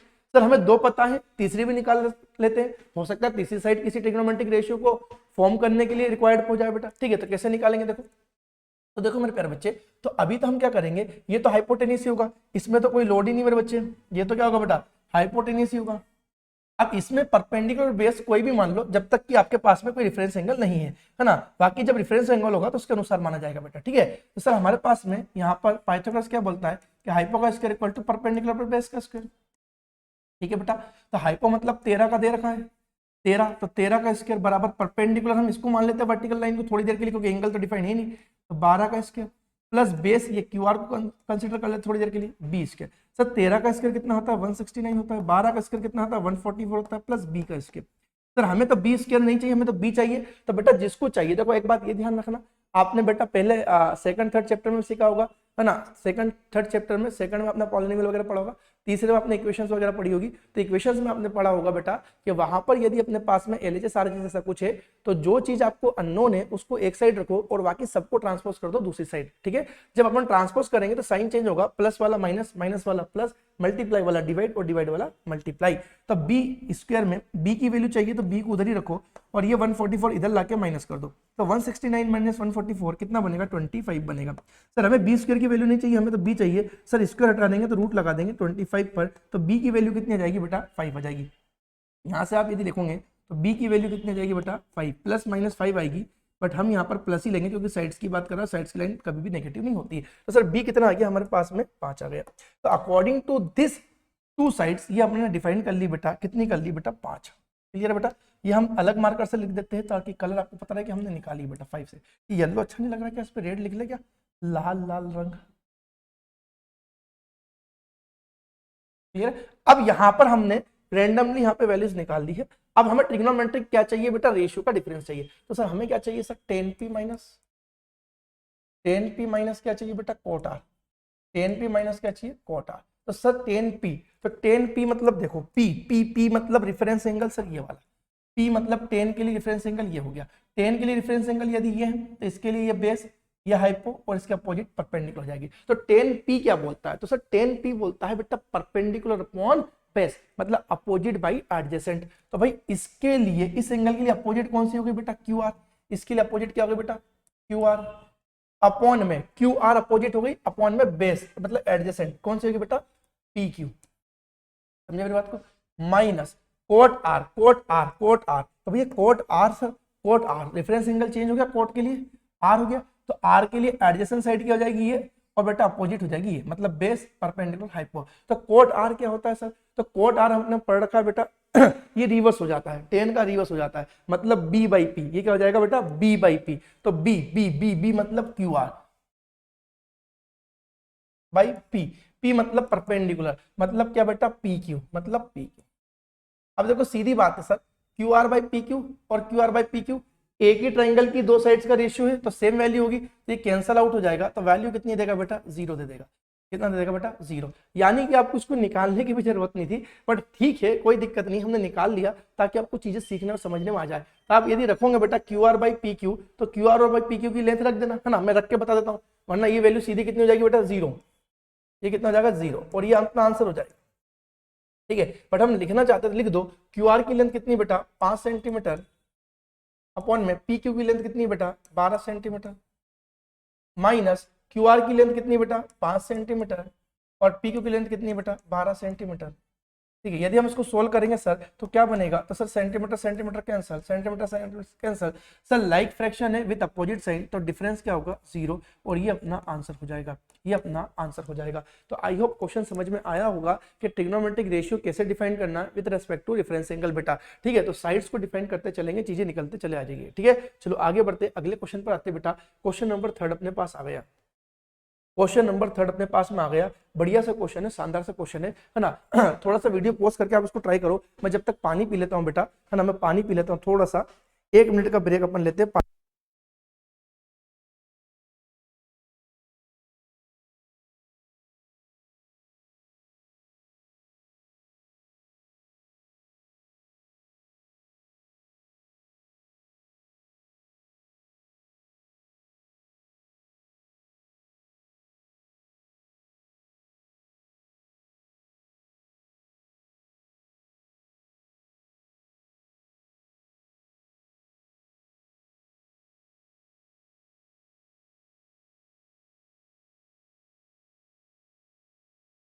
चलो पॉज किया होगा, सोल्व किया होगा, आंसर भी निकाला होगा। अब अपन करते हैं बेटा सोल्व। ठीक है, चलो पानी शानी हो गया, आपने भी पी लिया होगा बेटा, बढ़िया बढ़िया। ठीक है, चलो सर क्या दे रखा है हमें, साइन दे रखा है, साइन यानी कि ट्रिग्नोमेट्रिक रेशियो दे रखा है। सर ट्रिग्नोमेट्रिक रेशियो किसका निकाला जाता है सर, तो ट्रिग्नोमेट्रिक रेशियो निकाला जाता है सर किसका, तो ये ट्रिग्नोमेट्रिक रेशियो निकाला जाता है बेटा राइट एंगल ट्रायंगल की साइड्स का। तो हम इसके रेस्पेक्ट में पहले राइट एंगल ट्रायंगल की साइड डिफाइन कर ले, ताकि और ट्रिग्नोमेट्रिक रेशियो हम लिख पाए। तो साइन ए मतलब 3/4 दे रखा है बेटा। तो सर साइन ए मतलब क्या होगा, तो साइन ए मतलब साइन ऑफ एंगल ए। तो सर एंगल ए के लिए साइन ऑफ एंगल है 3/4 दे रखा है, तो साइन ए मतलब क्या होता है सर, तो ये होता है perpendicular upon hypotenuse, equal to बेटा क्या, 3/4। ठीक है, अब अपन यहाँ पे थोड़ा डायग्राम बना लेते हैं राइट एंगल ट्रायंगल का, ऐसा करके। ठीक है, अब ये भी ए के रेफरेंस में दिया, ये भी ए के और ये भी ए के रेस्पेक्ट में, हम ए को यहाँ मान लेते हैं, बी से राइट एंगल कर देते हैं बेटा 90 डिग्री का, इसको बी से क्या कर देते बेटा, राइट एंगल कर देते, और ये सी मान लेते हैं। क्लियर है सर, हर बार ए को लिया तो रेफरेंस एंगल क्या हो गया, ए हो गया। यदि रेफरेंस एंगल ए हो गया सर, तो साइड्स वगैरह कैसे क्या निकलेगी, तो साइड्स बेटा देखो ये हो जाएगी अपने पास में बेस, ये हो जाएगी परपेंडिकुलर, और ये क्या हो जाएगी बेटा हाइपोटेन्यूज। क्लियर है बेटा। सर यहाँ पर यदि परपेंडिकुलर हाइपोटेन्यूज की वैल्यू की बात करें तो वो कैसे दे रखी है, कोई रेशियो फॉर्म में दे रखी है। तो प्यारे बच्चे, आप यदि अपने स्कूल में जैसा आपको कराया गया वो अपनी जगह पर है, ठीक है, आप चाहो तो सीधा p बराबर 3 ले लो, एज बराबर 4 ले लो, कोई दिक्कत वाली बात नहीं बेटा। बट आप चाहो तो बेटा ये p बराबर 3 और एज बराबर 4 लेते हो, तो ये किस में लेना, रेशियो के फॉर्म में लेना। तो रेशियो की यूनिट्स यूनिटलेस होता है, तो अब यूनिट्स लिख दिया करो, 3 यूनिट्स या 3 पार्ट्स 4 पार्ट्स ऐसा कर। ठीक है, बट आपको रियल वैल्यू पे जाना है, तो आप रियल वैल्यू पे लिख दो। देखो p बराबर कितना लिख देंगे बेटा, 3k या 3x लिख सकते हैं बेटा सेंटीमीटर में, और h बराबर कितना हो जाएगा 4x। सर ये x कौन सी वैल्यू है? तो सर ये x वो वैल्यू है बेटा जो कि अपने पास में इनकी एचसीएफ वैल्यू, मतलब इनका कॉमन फैक्टर जो अपन ने जिससे इनको सिंप्लीफाई किया हुआ। तो सर एचसीएफ का मल्टीप्लाई परपेंडिकुलर के लिए 3 यूनिट में करेंगे, 3 गुणा x 3x, ये परपेंडिकुलर की मतलब अपोजिट साइड की लेंथ आ जाएगी बेटा एक्चुअल लेंथ, और ये अपने पास हाइपोटेन्यूज की एक्चुअल लेंथ आ जाएगी। तो आप चाहो तो इस फॉर्म में रख सकते हैं, 3 4 भी रख सकते हैं, कोई दिक्कत नहीं, क्योंकि आपको पता ही है कि सर यदि ये अपने पास में इस प्रकार से तो हम सोल्व कर लेंगे, और नहीं भी होगा तो हम कर सकते हैं, कोई इशू वाली बात नहीं, ठीक है। तो परपेंडिकुलर बाय हाइपोटेन्यूज, तो परपेंडिकुलर कितना है बेटा 3x, हाइपोटेन्यूज कितना बेटा 4x, ठीक है। साइन मतलब ये होता है p/h बेटा, पंडित पहले आए और इधर से अपन आए होंगे हर हर बोल के, तो आखिरी में h आ गया होगा बेटा, ठीक है। हमें बेस निकालना है तो बेस निकाल सकते हैं, कोई दिक्कत वाली बात नहीं। कैसे निकालेंगे सर? तो ये होता है अपने पास में इस प्रकार से कि हाइपो का square equal to perpendicular square plus base का स्क्वायर, ठीक है। राइट एंगल ट्रायंगल की दो साइड दिख रही, तीसरी निकाल लेंगे बेटा। तो h की वैल्यू पता है 4x है, तो हम क्या करेंगे सर 4x का स्क्वायर कर देंगे बराबर परपेंडिकुलर मतलब क्या बेटा 3x का स्क्वायर कर देंगे बेटा प्लस b का स्क्वायर, ठीक है सर। 4 का स्क्वायर 16x स्क्वायर हो जाएगा सर, माइनस, क्योंकि देखो इसको डबल लिख ही देते हैं, 9x square plus b square. Sir transpose कर देंगे क्योंकि हमें b स्क्वायर में b की वैल्यू चाहिए, तो उसको एक साइड रखेंगे, ये 9 उधर जाएगा बेटा माइनस होगा, तो 16 माइनस 9 कर देंगे, कितना हो जाएगा बेटा? तो 16 माइनस 9 हो जाएगा 7x स्क्वायर बराबर b स्क्वायर। सर हमें b की वैल्यू चाहिए, तो हम क्या करेंगे b को स्क्वायर हटाएंगे, इधर रूट लग जाएगा, तो क्या बनेगा under root 7x square.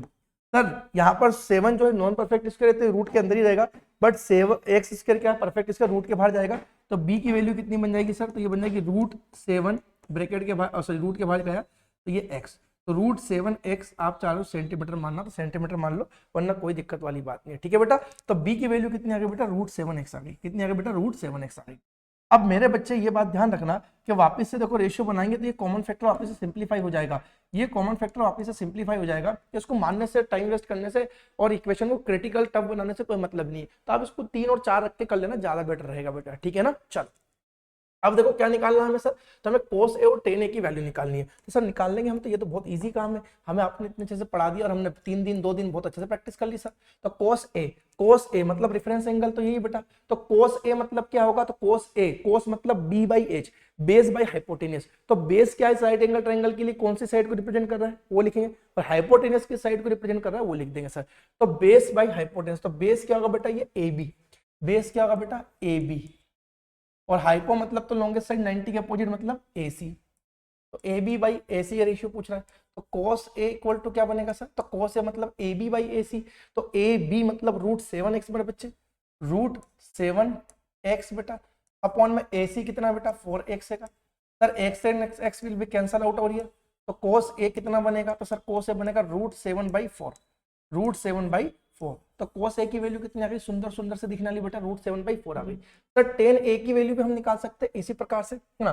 Colourful कर लेंगे, थोड़ा सा जीवन रंगीन कर लेते हैं बेटा, देखो तो यहाँ पर अपने पास में tan A, tan मतलब क्या सर? परपेंडिकुलर अपॉन बेस होता है p/b, p मतलब परपेंडिकुलर मतलब अपोजिट साइड, तो इसके अपोजिट साइड कौन सी बेटा? BC, है ना। इस रेफरेंस एंगल के अपोजिट साइड कौन सी बेटा? BC, तो ये BC perpendicular upon base, base मतलब सर ये हाइपो से लगी हुई साइड, हाइपो ने जिस साइड का एंगल बनाया वो वाली साइड मतलब AB परपेंडिकुलर अपॉन में क्या हो गया मेरे बच्चे? बेस, परपेंडिकुलर अपॉन में बेस, परपेंडिकुलर अपॉन में बेस, परपेंडिकुलर अपॉन में बेस, तो परपेंडिकुलर बेटा BC और अपना अपना ही हो जाएगा AB, ठीक है। चलो tan A में रखेंगे भैया यहाँ पे वैल्यू, तो BC मेरे पास कितना मेरे बच्चे? तो BC मतलब क्या बेटा? 3x, BC यानी कि 3x, AB मतलब रूट 7x, रूट 7x रख देंगे, रूट 7x रख देंगे, क्लियर है। तो sir x and x will be cancel out, तो tan A की वैल्यू कितनी हो जाएगी सर? 3/√7, क्लियर है। अब क्या होता है कि बेटा कभी भी डिनोमिनेटर में रूट आ जाता है तो हम क्या कर देते हैं बेटा? उसको रैशनलाइजेशन कर देते हैं ना।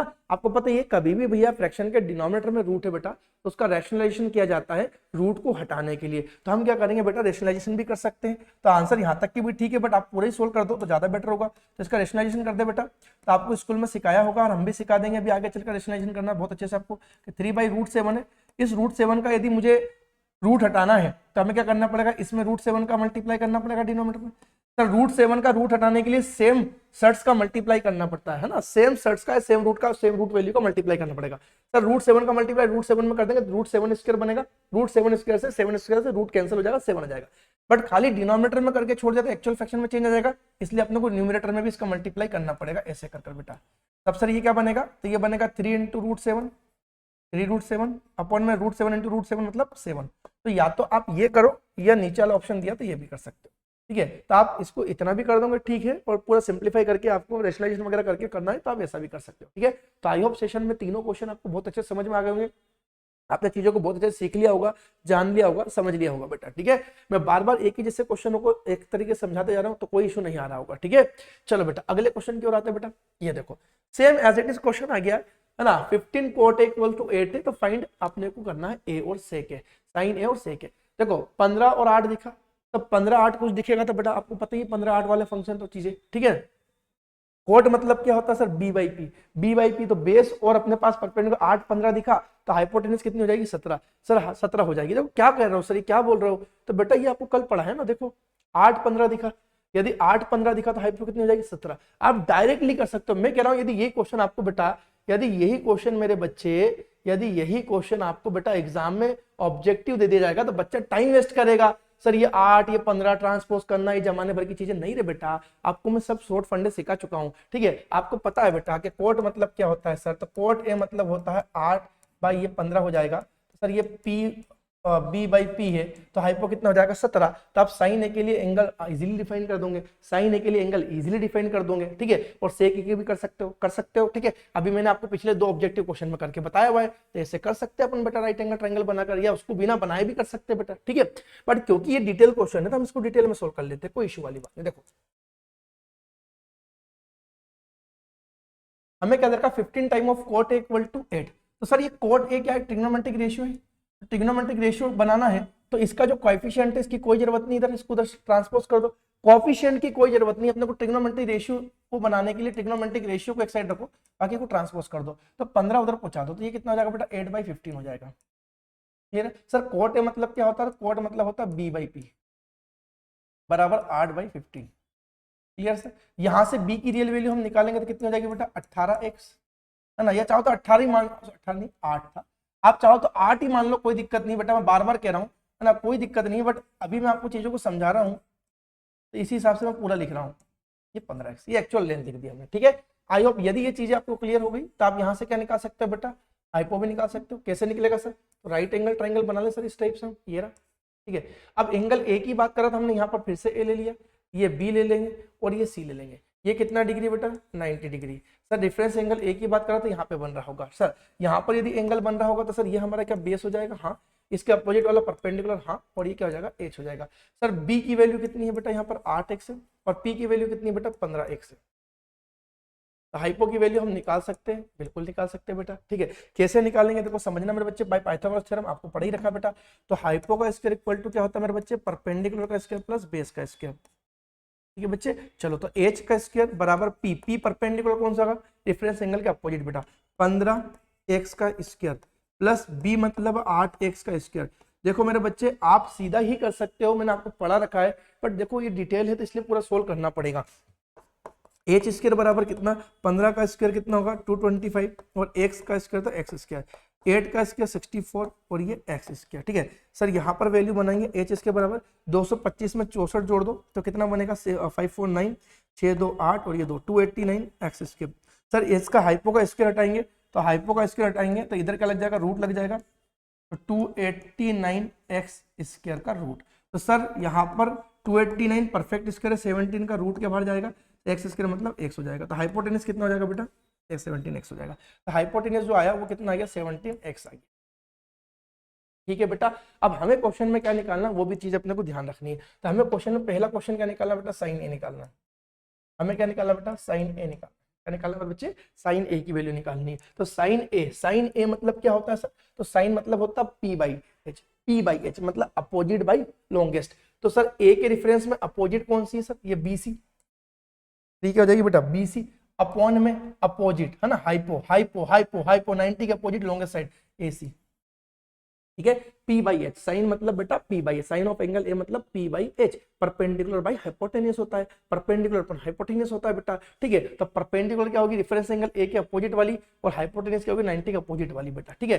तो BC बाई AC, तो BC बाई AC मेरे बच्चे, तो BC कितना है सर जी, तो BC हमारे पास में कहाँ है, ये रहा BC बेटा, BC कितना है मेरे बच्चे मेरे पास में 15x का बेटा, 15x का। AC कितना है सर, तो AC सर हमारे पास 17x हमने अभी कैलकुलेट किया है sir, x and x will भी कैंसिल आउट हो रही है, दैट मीन साइन A की वैल्यू कितनी हो जाएगी बेटा 15/17, ठीक है। तो ये आपका साइन A की वैल्यू आ गई। सर अगला क्वेश्चन क्या पूछा है, सेक A पूछा है सर, वो भी हम निकाल देंगे, सेक A की वैल्यू भी निकाल देंगे। तो सर सेक A मतलब क्या होगा तो सेक क्या होता है बेटा अपने पास में, तो सेक होता है H by B, H by B है ना, ये क्या होता है देखो, ये होता है अपने पास P बाई एच, और ये क्या होगा बेटा अपने पास में एज बाई बी, क्या होगा बेटा ये H by B, hypotenuse by base. तो हाइपोटेनियस मतलब लॉन्गेस्ट साइड अपॉन एडजेसेंट, तो लॉन्गेस्ट कौन सी, लॉन्गेस्ट कौन सी है, तो लॉन्गेस्ट देखो रेफरेंस एंगल वही है, तो लॉन्गेस्ट तो ये अपोजिट वाली होगी AC, ठीक है, by base, base base base reference angle भाई सब ये है, लॉन्गेस्ट साइड ने एंगल के साथ बनाया AB के साथ, तो बेस ये हो गया सर AB, क्लियर है बेटा। वरना एच बाई पी, तो एच मतलब लिखे रखा मेंशन कर रखा, ये AB हो जाएगा, AC हो जाएगा, और बेटा B मतलब ये हो जाएगा AB, B मतलब AB हो जाएगा बेटा, रख दो बेटा सेक A, तो सेक A बराबर क्या AC यानी कि मेरे बच्चे 17x भाई बेटा AB मतलब मेरे बच्चे 8x हो जाएगा सर, x विल भी कैंसिल आउट हो रही है, दैट मीन सेक A की वैल्यू कितनी आ जाएगी, तो सेक A अपने पास बनेगा बेटा 17/8, 17/8। तो प्यारे प्यारे सुंदर सुंदर मेरे बच्चों, आपको बहुत अच्छे से समझा पा रहा हूं मैं क्या, एक बार कमेंट सेक्शन में जरूर कमेंट कीजिएगा, ये सॉल्यूशन आप सभी को समझ में आ रहा होगा, आप चीजों को सीख रहे होंगे, समझ रहे होंगे, ना कि रट रहे होंगे, ठीक है। रटना नहीं है, मैं बार बार कह रहा हूँ, बिना रटे देखो मैं आपको चीजों को शॉर्ट फॉर्म में भी समझाते जा रहा हूँ, कब क्वेश्चन की कैसी डिमांड है बोर्ड एग्जाम में, उस हिसाब से अपने को चीजों को इंप्लीमेंट करना है बेटा, ठीक है। चलो एक क्वेश्चन और करते हैं, अगला क्वेश्चन आपकी एक्सरसाइज का बेटा, ये क्वेश्चन है, आपको सेक थीटा 13/12 दे रखा है बेटा, तो आपके पास में कैलकुलेट ऑल ट्रिग्नोमेट्रिक रेशियो है ना, कैलकुलेट ऑल ट्रिग्नोमेट्रिक रेशियो, तो ऑल ट्रिग्नोमेट्रिक रेशियो अपन कैलकुलेट कर सकते हैं बेटा, बहुत इजी क्वेश्चन है, बहुत इजी क्वेश्चन है ना। सर सेक थीटा मतलब क्या होता है, तो सर सेक थीटा मतलब हमें पता ही है कि सेक थीटा मतलब अभी आपने लिखा था एज बाई बी होगा, ठीक है। तो एज बाई बी मतलब यहाँ पर देखे 13/12, सर हाइपोटेनियस यदि 13 है और बेस क्या है 12 है, तो सर 13 यदि हाइपोटेनियस है और बेस या परपेंडिकुलर में से कोई एक वैल्यू 12 है, देखो तो 13 वाला कहाँ गया, ये रहा, तो 13 यदि हाइपोटेनियस है और यदि बेस या परपेंडिकुलर में से कोई एक 12 है, तो दूसरा क्या हो जाएगा 5, आप सीधा निकाल सकते हो, ठीक है ना, आप देखो सीधा निकाल सकते हो बेटा, बट फिर भी हम चीजों को डिटेल में कर रहे हैं, सीख रहे हैं, समझ रहे हैं, तो इसको अपन करते हैं बेटा पूरा डिटेल में, ठीक है। तो सारे ट्रिग्नोमेट्रिक रेशियो के लिए ट्राइंगल की तीनों साइड का रिक्वायरमेंट होगा, तो पहले हम एक राइट एंगल ट्राइंगल ऐसा बना दे बेटा, ये थीटा ले लेते हैं अपन ऐसा कर बेटा, ठीक है। यहाँ पर हम क्या रख दे ABC रख दे, ABC, ठीक है ना, ये 90 डिग्री बेटा, क्लियर है। चलो अब यदि ये थीटा है तो ये बेस हो जाएगा सर, ये परपेंडिकुलर हो जाएगा और ये अपना हाइपो हो जाएगा। अब मैं अभी कह रहा हूँ कि देखो आप इसको x के फॉर्म में मान लो तो भी चलेगा, बट अब हम सीधे ही अब लेंथ ही मान लेते हैं, टाइम वेस्ट नहीं करते हैं, ये 13 यूनिट मान लेते हैं और बेस 12 यूनिट मान लेते हैं। परपेंडिकुलर निकालेंगे तो सर हाइपो का स्क्वायर इक्वल टू परपेंडिकुलर का स्क्वायर प्लस बेस का स्क्वायर, तो हाइपो मतलब 13 का स्क्वायर करने का कह रहे हैं सर, बिल्कुल आप। परपेंडिकुलर मतलब सर ये वाली लेंथ जो कि अपने को पता नहीं है, निकालना अपने को ये वाली लेंथ अभी, तो P का स्क्वायर प्लस बेस मतलब बेटा 12 का स्क्वायर, क्लियर है। 13 का स्क्वायर कितना होता है बेटा 169 होगा, P square as it is, 12 का स्क्वायर कितना होगा 144, 144 LHS में आएगा, RHS से तो पॉजिटिव था तो नेगेटिव होगा, तो 169 माइनस 144 सीधा कर दो बेटा, ये इधर आके माइनस हो जाएगा बेटा, ठीक है। तो 169 माइनस 144 कितना बनेगा 25 बराबर बेटा P स्क्वायर, सर हमें स्क्वायर नहीं चाहिए P चाहिए, तो स्क्वायर हटा दो बेटा तो रूट लग जाएगा, तो P की वैल्यू √25 से क्या बनेगी बेटा P बराबर प्लस का 5 माइनस का 5, तो हमें तो क्या चाहिए बेटा प्लस का चाहिए, तो P की वैल्यू कितनी आ गई बेटा 5 आ गई, तो P हमने कितना कैलकुलेट कर लिया बेटा 5 कैलकुलेट कर लिया, P कितना आ गया बेटा 5 आ गया, क्लियर है बेटा। चल अब सारे ट्रिग्नोमेट्रिक रेशियो लिखना बेटा, तो लिखना चालू करते हैं, देखो रंग बिरंगी कलर से स्टार्ट करेंगे। सब पहला लेते हैं हम कौन सा, साइन थीटा, साइन थीटा, तो देखो रेफरेंस एंगल यही है, तो साइन मतलब क्या होता है, तो साइन मतलब होता है सर हमारे पास में साइन परपेंडिकुलर पर हाइपोटेनियस, परपेंडिकुलर पर हाइपोटेनियस, तो परपेंडिकुलर मतलब सर ये AB, हाइपोटेनियस मतलब सर ये AC, तो AB बाई AC का रेशियो पूछा है, हम लिख देंगे sir sine theta equal to क्या, AB की लेंथ कितनी बेटा 5, AC की लेंथ कितनी है बेटा 13। तो सर पहला ट्रिग्नोमेट्रिक रेशियो हमारे पास में आ गया sin थीटा इक्वल टू कितना 5/13। क्लियर है। चलो सर अगले पे आते हैं सर, सुंदर सुंदर से अगले पे आते हैं सर। साइन के बाद क्या ले लेते cos थीटा, क्या लेते बेटा cos थीटा। साइन के बाद ले लेते बेटा cos थीटा। cos मतलब क्या होता है सर, यहाँ पर अपने पास में वो पंडित थे, cos पे क्या आएंगे बद्री, तो बद्री मतलब बेस, बेस मतलब बेटा BC और अपन हाइपोटेनियस मतलब वही AC, तो BC/AC का रेशियो चाहिए। तो बेटा cos theta equal to BC, BC मतलब मेरे बच्चे 12, ठीक है, और हाइपो मतलब मेरे पास में क्या बेटा 13, ठीक है 13, ठीक है 13। तो ये cos थीटा का ट्रिग्नोमेट्रिक रेशियो अपने पास में आ गया बेटा। क्लियर है। सर अगला ले लेते हैं, अगला ले लेते हैं, ले लो बेटा cos के बाद sin cos हो गया tan, ले लो tan theta. Sir tan theta क्या होता है sir, perpendicular upon base, perpendicular upon base. तो परपेंडिकुलर मतलब सर ये वाली है ना, रेफरेंस एंगल चेंज नहीं हो रहा है। परपेंडिकुलर मतलब AB बाई बेस, बेस मतलब सर BC, बेस मतलब BC, यानी कि सर tan थीटा की वैल्यू क्या हो जाएगी, तो AB/BC। तो AB की लेंथ कितनी है बच्चे 5 है, BC की लेंथ कितनी है बच्चे 12 हैगी। तो ये कितना बनेगा बेटा 5/12 बन जाएगा। कितना बन जाएगा बेटा 5/12 बन जाएगा। आगे बढ़ते बेटा, आगे बढ़ते। सर शानदार, जानदार, मजेदार, बहुत बढ़िया समझ में आ रहा है, कमेंट सेक्शन में कमेंट कर देना। सर साइन हो गया, कोस हो गया, टेन हो गया, कोट ले लेते हैं। सर कोट ले लो, कोट थीटा। तो कोट थीटा क्या होगा, इसका इनवर्स हो जाता है। टेन का इनवर्स कर दो, बस कुछ नहीं, टेन का इनवर्स कर दो। सर ये क्या था P/B था, तो ये B/P कर दो, मतलब सर ये BC/AB कर दो, BC/AB कर दो। तो कोट थीटा क्या बनेगा सर, तो BC की लेंथ कितनी है बेटा अपना 12, BC की लेंथ कितनी है 12, और AB की लेंथ कितनी है मेरे बच्चे, तो AB की लेंथ कितनी है 5 है। तो ये कोट थीटा की वैल्यू आ गई। क्लियर है। सर सेक थीटा था हमें ऑलरेडी गिवन 13/12। तो सर सेक के बाद अब क्या आएगा, कोसेक ले लेते हैं। सर क्या ले लेते हैं, कोसेक ले लेते हैं, कोसेक थीटा।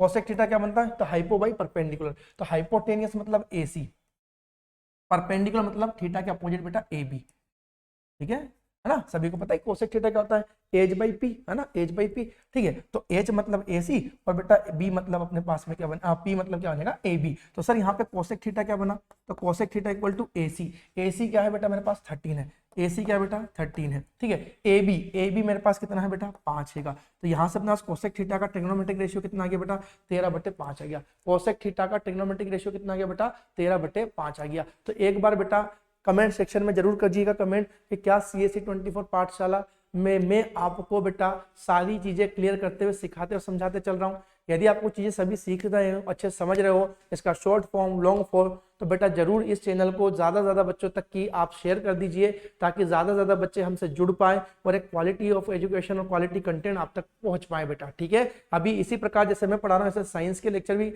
चवन सर की अभी तबीयत ठीक नहीं थी, इसीलिए थोड़ा अपलोड नहीं कर पाए, बट आज से हो सकता है उनकी तबीयत थोड़ी ठीक हुई हो, मैं उनसे बात करूंगा कि हुई या नहीं, तो उनके लेक्चर भी रिकॉर्ड होकर अपडेट होना चालू हो जाएंगे। और भी अभी लेक्चर जैसे बायो, केमिस्ट्री, ठीक है ना, सोशल, इनके लेक्चर्स भी हम अपलोड करना धीरे धीरे स्टार्ट करेंगे। तो आप बेटा जल्दी से जुड़ जाइए, नोटिफिकेशन आपके पास अपडेटली मिले, इसलिए सब्सक्राइब जरूर कर लीजिएगा बेटा, ठीक है। चलो अगले क्वेश्चन की ओर बढ़ते हैं बेटा, अगले क्वेश्चन की ओर बढ़ते हैं ना। ये क्वेश्चन आपके सामने एक और दिख रहा है बेटा, ये क्वेश्चन आपके सामने एक और दिख रहा है, देखो बहुत बढ़िया क्वेश्चन है ना। एंगल ए बराबर एंगल बी है ना, एंगल ए बराबर नहीं sorry, angle A and angle B are acute angles such that cos A बराबर cos बी है, तो such that sorry show that angle A बराबर बी हो जाएगा। तो देखो भाई साहब मेरे पास में दो एंगल की बात कर रहा हूं और दो एंगल एक्यूट एंगल है, और cos ए cos बी बराबर बता रखा था, आपको शो करना एंगल ए और बी बराबर है। तो बेटा यदि दो एंगल को बराबर बताना है तो हम क्या करेंगे कि हम पहले दो ट्राइंगल ले लेते हैं इसके लिए, है ना, क्योंकि दो एंगल, दो एक्यूट एंगल की बात हो रही है। तो आप चाहो तो एक ही ट्राइंगल में दो एक्यूट एंगल मान लो, तो कंफ्यूजन थोड़ा क्रिएट हो जाएगा। तो हम क्या करते हैं कि दो ट्राइंगल ले लेते हैं अलग अलग और उनमें दो एक्यूट एंगल डिफाइन कर लेते हैं, ठीक है। तो सर हम इसको कैसे करेंगे सोल्व, तो देखो समझो हमने क्या करा, इसको सोल्व करने के लिए समझना मेरी बात को, रटना नहीं बेटा। दो एंगल के लिए है ना, दो एंगल की बात कर रहा है, तो दो एक्यूट एंगल के लिए हमने क्या बना लेंगे, दो राइट एंगल ट्राइंगल बना लेंगे, और दो राइट एंगल ट्राइंगल में एक एक्यूट एंगल ए मान लेंगे और दूसरा एक्यूट एंगल बी मान लेंगे, बस आसान सी बात है। तो मान लो सर एक राइट एंगल ट्राइंगल हमने बनाया पहला वाला, ठीक है, और एक दूसरा राइट एंगल ट्राइंगल बनाया हमने इस प्रकार से, सर ये दूसरा, क्लियर। सर इसका नाम क्या दे दे, तो इसका नाम हम ले लेते हैं PQR, और इसका क्या ले लेते हैं KL, ठीक है, PQRKLM, ठीक है। इसमें एक एंगल है A, तो सर इस वाले R वाले एंगल को हमने क्या मान लिया, A मान लिया, और इस एंगल को भैया दूसरे ट्रायंगल में क्या मान लिया बेटा, B, है ना। मतलब एक एंगल A और B एक्यूट एंगल से, तो इनका मेजर मान लिया। अब सर ये एक ABC क्यों नहीं बनाया, अरे बेटा कोई दिक्कत नहीं, अलग अलग बना लो। एक PQR ट्रायंगल है, उसमें एक एक्यूट एंगल है R, जिसका मेजर कितना है एंगल A, और ये एंगल बी, ठीक है, एक्यूट एंगल है, ठीक है, ये हमने मान लिया, अलग अलग मान लिया, कोई दिक्कत नहीं। आप चाहो तो एक ही ट्रायंगल में बना के कर सकते हो, वो भी कोई दिक्कत नहीं मेरे बच्चे, ठीक है, तो हमने ऐसा मान लिया, ठीक है। अब समझना, अब मेरे पास में यदि बात करें बेटा कि आगे की लाइन पढ़े तो वो क्या कहना है, देखो मैंने आपसे क्या कहा है कि जब भी आपको क्वेश्चन दे तो पूरा क्वेश्चन बार बार पढ़ने से कोई मतलब नहीं, एक एक लाइन लिखो, मतलब पढ़ो और उसको रिप्रेजेंट कर दो डायग्राम पे। सब पहली लाइन पढ़ी, एंगल ए और बी दो एक्यूट एंगल की बात कर रहा है, तो दो एक्यूट एंगल के लिए दो राइट एंगल ट्रायंगल बना लिए, उनको हमने मेंशन कर दिया। आगे क्या देखा वो देखो, सच डेट कोस ए बराबर कोस बी, हमें क्या गिवन है भाई साहब, कोस ए बराबर कोस बी गिवन है, कोस ए बराबर क्या है, कोस बी गिवन है सर, कोस ए बराबर कोस बी गिवन है, कोस ए बराबर कोस बी गिवन है, तो हमें क्या शो करना है सर, है ना, ये गिवन है कोस ए बराबर कोस बी, शो क्या करना है, एंगल ए बराबर बी हो, मतलब दो ट्राइंगल के दो एंगल को यदि बराबर बताना है। तो बेटा याद करो, आपने यदि स्कूल में या किसी टीचर से पढ़ा होगा कि दो ट्राइंगल के दो एंगल यदि बराबर बताना है तो ट्राइंगल को क्या शो करना पड़ेगा, सिमिलर शो करना पड़ेगा। क्या शो करना पड़ेगा, सिमिलर शो करना पड़ेगा। यदि आप दो ट्राइंगल लेकर काम कर रहे हो और उन दो ट्राइंगल में यदि दो एंगल को यदि आपस में बराबर बताना है बेटा, तो ऐसा तभी होगा जब वो दोनों ट्राइंगल क्या प्रूफ कर दी जाए, सिमिलर प्रूफ कर दी जाए। अब सिमिलर के क्राइटेरिया आपको ट्राइंगल में पढ़ाए गए होंगे, नहीं तो मैं तो पढ़ाऊंगा ही पढ़ाऊंगा बेटा, कोई चिंता की बात नहीं, मैं सब पढ़ाऊंगा। तो सिमिलरिटी क्राइटेरिया क्या होता है बेटा, एंगल एंगल एंगल क्राइटेरिया पढ़ा होगा आपने कि दो ट्राइंगल के तीनों करस्पॉन्डिंग एंगल बराबर हो, ठीक है। या आपने साइड एंगल साइड वाला क्राइटेरिया पढ़ा होगा, मतलब दो ट्राइंगल की दो करस्पॉन्डिंग साइड का रेशियो बराबर और उनका इंक्लूडेड एंगल बराबर। या साइड साइड साइड का पढ़ा होगा कि दो ट्राइंगल के तीनों करस्पॉन्डिंग साइड का रेशियो बराबर, तो वहां पर हमारे पास में क्या हो जाएगा बेटा, दो ट्राइंगल सिमिलर, तो तीनों एंगल बराबर हो जाएंगे। तो सर हम यहाँ पर इन तीनों क्राइटेरिया में से कौन सा क्राइटेरिया यूज करेंगे, तो बेटा यहाँ पर हम किसकी बातें कर रहे हैं बेटा, कोस ए बराबर कोस बी, मतलब दो ट्रिग्नोमेट्रिक रेशियो को बराबर, मतलब दो ट्रिग्नोमेट्रिक फंक्शन को बराबर बताया गया। तो सर यदि दो ट्रिग्नोमेट्रिक फंक्शन बराबर बताए हैं तो इसका मतलब हम उन दो ट्रिग्नोमेट्रिक फंक्शन का ट्रिग्नोमेट्रिक रेशियो को बराबर बता सकते हैं। तो यदि मेरे पास दो ट्राइंगल के दो ट्रिग्नोमेट्रिक रेशियो लिख दिए जाए एक एक्यूट एंगल के रिस्पेक्ट में, तो वो दो बराबर हो चुके हैं। मतलब यहाँ पर जो क्राइटेरिया है वो साइड के रेशियो का बराबर वाला चल रहा है, तो क्या हम साइड के रेशियो से दो ट्राइंगल को सिमिलर प्रूफ कर सकते हैं। तो कुछ चीजें सोचो बेटा, सोचोगे आप चीजों को कब, जब चीजें पढ़ाई गई हो सीक्वेंस में और आपने पढ़ी हो सीक्वेंस में, वरना रटी रटाई चीज में तो दिमाग नहीं चलेगा बेटा, ये रटी रटाई चीजें काम नहीं आने वाली है। आप रट के 10वीं पास कर सकते हो, बट आप इस चीजों का जैसे ट्राइंगल ट्रिग्नोमेट्री वगैरह ये चीज आपको आगे क्लास में भी काम आनी है, वहां पे फिर आपका दिमाग नहीं चलेगा बेटा, ठीक है। तो चीजों को सीखो और समझो बेटा, ठीक है। तो मैंने कैसे चीजों को अप्लाई करना सोचना चालू किया, आप समझे होंगे, ठीक है। तो सर दो ट्राइंगल थे, दो ट्राइंगल के दो एंगल बराबर बताना है सर, तो हमें क्या करना पड़ेगा, इनको सिमिलर प्रूफ करना पड़ेगा। सर सिमिलरिटी के तीन क्राइटेरिया है, angle angle angle, side angle side और साइड साइड साइड। तीनों में से कौन सा क्राइटेरिया से हम सिमिलर कर पाएंगे, तो सर यहाँ पे दो ट्रिग्नोमेट्रिक फंक्शन बराबर है तो उनका ट्रिग्नोमेट्रिक रेशियो भी बराबर होंगे। ट्रिग्नोमेट्रिक रेशियो बराबर है तो भाई साहब वहां पे हो सकता है साइड का रेशियो बराबर हो, तो साइड के रेशियो पे भाई एस एस एस हम कोशिश करेंगे, ठीक है। करते देखो, कोस ए बराबर कोस सी दिया है तो क्या होगा सर, यहाँ से देखो कोस ए बराबर कोस सी, तो ए मतलब ये वाला रेक्टल, ठीक है। तो इसके लिए अपोजिट साइड ये मतलब परपेंडिकुलर, ये बेस ये हाइपोटेन्यूज। तो कोस मतलब क्या होता है सर, तो ये होता है P by H, P by H होता है, क्या होता है बेटा, पी बाई एच। पी मतलब परपेंडिकुलर मतलब अपोजिट साइड, मतलब P Q by H, H मतलब हाइपोटेन्यूज इसके अपोजिट, ये 90 डिग्री का होगा और ये भी 90 डिग्री का होगा, ठीक है। तो इसके अपोजिट क्या होगा बेटा, पी आर बराबर cos B, B cos B वही है पी बाई एच, तो पी मतलब ये के एल और भाई एच मतलब क्या बेटा, ये के एम, समझ में। तो सर ये P Q by P R, P Q by P R, ये एक ही ट्राइंगल की दो साइड का रेशियो लिख दिया, और सर के एल और के एम एक ही ट्राइंगल की दो साइड का रेशियो लिख दिया। सर यदि एक ही ट्राइंगल की दो साइड का रेशियो बराबर करूंगा तो इससे ट्राइंगल सिमिलर प्रूफ नहीं हो पाएंगे। हमें क्या करना पड़ेगा कि दो ट्राइंगल की दो साइड के रेशियो को पहले बराबर करना पड़ेगा, करस्पॉन्डिंग साइड्स का रेशियो लेना पड़ेगा, ना कि एक ही ट्राइंगल की दो साइड का। तो सर ये एक ही ट्राइंगल की दो साइड का रेशियो, ये एक ही ट्राइंगल की दो साइड का रेशियो, तो हम क्या करें सर, इसकी एक साइड इसको ट्रांसपोज कर दे, इसकी साइड इसको ट्रांसपोज कर दे, ताकि क्या होगा, करस्पॉन्डिंग साइड्स का रेशियो आ जाएगा। कैसे आ जाएगा देखो समझते हैं। सर पी आर को उधर कर दे क्रॉस मल्टीप्लाई से, सर ये पी क्यू बाई के एल लेते हैं, समझो ना। तो सर ये पी क्यू बाई के एल, ये दोनों वर्टिकल लाइन दिख रही जो आपको सीधी सी, है ना, ये आपकी अपोजिट साइड, ये अपोजिट साइड क्या होगी, करस्पॉन्डिंग हो गई ना, अपोजिट अपोजिट करस्पॉन्डिंग हो गई ना, तो पी क्यू बाई के एल, पी क्यू बाई के एल। सर ये अपोजिट साइड है, ये इस ट्राइंगल की भी अपोजिट साइड इस एंगल के रिस्पेक्ट में, और इस ट्राइंगल में भी इस एंगल के अपोजिट ये हो गई। तो सर अपोजिट अपोजिट साइड मतलब करस्पॉन्डिंग साइड का रेशियो। सर पी आर उधर पहुंचा दो, तो पी आर बाई के एम तो पी आर मतलब सर ये वाली साइड, पी आर मतलब ये वाली साइड और के मतलब ये वाली। 90 के अपोजिट अपोजिट हाइपोटेनियस, 90 के opposite hypotenuse, hypo hypo corresponding side. तो सर यहाँ पर पी क्यू बाई के एल और पी आर बाई के एम, सर दो ट्राइंगल की दो करस्पॉन्डिंग साइड का रेशियो तो हमने बराबर बता दिया। अब कहीं से जुगाड़ करके ये जो तीसरी साइड बची क्यू आर और एल एम, इसका यदि रेशियो भी बराबर हो जाए तो चीजें क्या हो जाएगी, आसान हो जाएगी। तो अब सर इसका रेशियो निकालने के लिए साइड का मेजर पता करना पड़ेगा। अरे हाँ ना, यदि मुझे इस राइट एंगल ट्राइंगल की दो साइड का रेशियो पता लग चुका है, बराबर है, तो तीसरे का रेशियो के लिए तीसरी साइड की मेजर पता करना पड़ेगी, लेंथ पता करना पड़ेगी। तो सर हाँ, ये बात तो समझ आती है कि पता करना पड़ेगा। अब यदि उसको पता करना है बेटा, तो राइट एंगल ट्राइंगल की दो साइड पता है, तीसरी निकालना तो क्या करेंगे, पाइथागोरस थ्योरम लगा देंगे, पाइथागोरस थ्योरम लगा देंगे। तो लगाते हैं देखो, बट सर इसके पहले हम क्या करते हैं, इन दोनों रेशियो को एक कांस्टेंट वैल्यू से रिप्रेजेंट कर देते हैं। इन दोनों की वैल्यू क्या मान ले अपन, के के बराबर। ये हमने कर दिया इस प्रकार से कि पी क्यू बाई के एल बराबर पी आर बराबर के एम, पी आर अपॉन के एम बराबर के मान लिया। ये हमने लेट कर लिया, लेट, ये किसके बराबर हो गया, के बराबर। तो सर यदि मैं पी क्यू बाई के एल की वैल्यू के बराबर बताऊंगा, पी क्यू बाई के एल की वैल्यू यदि के बराबर बता दी, इसका मतलब सर पी क्यू की वैल्यू क्या हो जाएगी, तो ये के एल इंटू क्या हो जाएगा, के एल इंटू के। तो सर ये के एल इंटू क्या हो जाएगा, के हो जाएगा।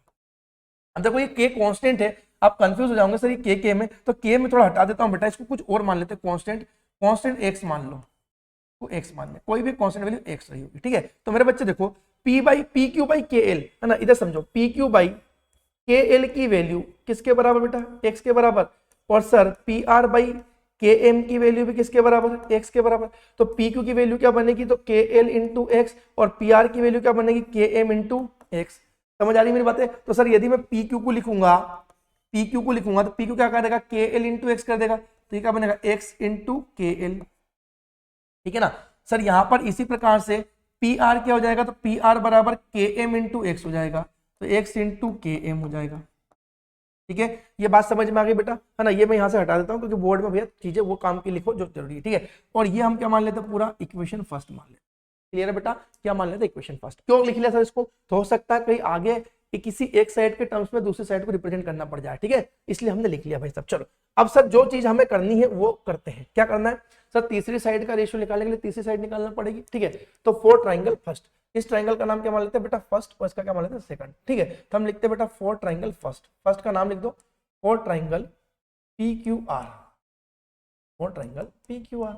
ट्राइंगल पी क्यू आर के लिए हम किसको निकालने की बात करें बेटा, क्यू आर की, मतलब क्यू आर मतलब बेस निकालना है। तो सर ये बेस क्या बनेगा, तो सर देखो यहाँ पर पाइथागोरस थ्योरम लगाएंगे तो लॉन्गेस्ट साइड के स्क्वायर में से यदि परपेंडिकुलर घटाएंगे तो ये आएगा, तो हम सीधा लिख देते। देखो पाइथागोरस थ्योरम सभी को पता है, हाइपो का square equal to perpendicular plus base का होता है। सर हमें कौन सी साइड निकालनी, बेस, तो परपेंडिकुलर शिफ्ट कर देंगे तो hypo square minus perpendicular square. तो हम यदि इस बेस मतलब क्यू आर की लेंथ निकालना चाहते हैं तो ये क्या बनेगा sir, Q R square equal to क्या, हाइपोटेनियस का स्क्वायर पी आर का स्क्वायर माइनस उसमें से पी क्यू स्क्वायर। सर ये क्या कर दिया, पल्ले नहीं पड़ा। तो देखो बेटा पाइथागोरस थ्योरम क्या होती है, हाइपो का स्क्वायर बराबर परपेंडिकुलर मतलब पी क्यू का स्क्वायर प्लस बेस यानी कि क्यू आर का स्क्वायर, ये होता है बेटा, है ना। ट्रायंगल पी क्यू आर में हमें क्यू आर निकालना है, इसको एक साइड रखा तो ये उधर ले जाके माइनस कर दिया, तो वही तो लिखा P R square minus P Q square, P are square minus P Q square मेरे बच्चे, ठीक है। चलो तो सर यही तो हमने लिख दिया है, ठीक है। अब सर यहां से यदि हम देखें क्यू आर की लेंथ निकालनी है, तो क्यू आर की लेंथ निकालनी है सर, तो क्यू आर इक्वल टू क्या हो जाएगा सर, ये P R square minus P Q square, और इसका लगा देंगे रूट, क्लियर भाई साहब, इस पे क्या लगा देंगे, रूट लगा देंगे, ठीक है। अब आ जाओ फोर ट्राइंगल इधर है ना, यहाँ पर इधर मैं लिख देता हूँ four triangle K L M, four triangle K L M. हम कौन सी साइड निकाल लेते हैं बेटा के एल एम के लिए, ये वाली निकालना चाह रहे हैं एल एम, तो वही इसमें भी करेंगे बेटा, एल एम का स्क्वायर बेस का स्क्वायर निकालना है या बेस निकालना है, तो हाइपो के स्क्वायर में से परपेंडिकुलर घटा दो, मतलब सर के एम के स्क्वायर में से आप घटा दो सर परपेंडिकुलर मतलब के एल का, ठीक है। तो सर एल एम की वैल्यू कितनी आ जाएगी, तो एल एम की वैल्यू कितनी आएगी सर यहाँ पर के M square minus K L square, और इसका क्या बेटा रूट, क्लियर। अब सर यदि देखो क्यू आर जो है वो पी आर और पी क्यू के फॉर्म में है ना, और एल एम की लेंथ क्यू एम और के एल के रिस्पेक्ट में। सर यदि साइड का रेशियो लेना है तो साइड का रेशियो लेने के लिए सर क्या करेंगे, उसको सेम फॉर्म में लाएंगे, अरे हाँ ना, क्योंकि वहां पर कॉमन फैक्टर कुछ बनना चाहिए जिससे सारी चीजें कैंसल आउट हो जाए, अरे हाँ ना। तो हम क्या करेंगे सर, या तो इन टर्म्स को इसके रेस्पेक्ट में चेंज कर दे या इनके टर्म इसके रेस्पेक्ट में कर दे, अरे हाँ ना, तो किसी एक को कर लेते हैं हम। तो हम क्या करेंगे मेरे बच्चे, यहाँ पर ये जो पी क्यू और जो पी आर है वो किस फॉर्म में बेटा, in terms of K L. P Q in terms of K L क्या है बेटा, एक्स है, और P R in terms of क्या बेटा, के एम है ना। तो हम क्या करेंगे बेटा, इस ये फर्स्ट हो गई थी, इस इक्वेशन को क्या मान लो बेटा सेकंड, और इस इक्वेशन को क्या मान लो बेटा थर्ड, है ना। क्या कर रहे हैं समझते चले हम, ठीक है। तो put P Q equal to X K L and P R बराबर मेरे बच्चे एक्स के एम इन इक्वेशन कौन सी बेटा, सेकंड में रख दिया, है ना। हमने क्या किया बेटा, यहां पर पुट कर दिया पी क्यू को बराबर के एक्स एल और यहाँ पर पी आर बराबर एक्स के एम, किसमें बेटा, इस इक्वेशन सेकंड में। क्यों कर रहा है सर ऐसा, क्योंकि भाई इनको हमें एक टर्म्स में एक सेम फॉर्म में लाना पड़ेगा, रेशियो बनाने के लिए कुछ कॉमन फैक्टर तो जनरेट करना पड़ेंगे। तो सर ये क्यू आर कितना बन जाएगा, तो क्यू आर बराबर इन टर्म्स ऑफ यदि इसको देखेंगे पी आर का स्क्वायर, तो पी आर का मतलब एक्स के एम का स्क्वायर, तो एक्स के एम का स्क्वायर बनेगा बेटा, एक्स के एम का स्क्वायर माइनस पी क्यू मतलब एक्स के एल का स्क्वायर। बच्चे समझना बेटा अच्छे से, बहुत बढ़िया क्वेश्चन है ना, इंपॉर्टेंट क्वेश्चन है। क्यू आर बराबर क्या बनेगा सर, तो देखो यहाँ पर क्या बनेगा सर, तो ये एक्स का स्क्वायर भी होगा और के एम का स्क्वायर भी होगा। एक्स इंटू के एम का होल स्क्वायर मतलब एक्स का भी स्क्वायर बेटा और के एम का भी स्क्वायर, माइनस एक्स इंटू के एल का होल स्क्वायर मतलब सर एक्स का स्क्वायर भी और के एल का भी स्क्वायर। आपने इंडाइस की प्रॉपर्टी बेटा पढ़ी होगी, ठीक है।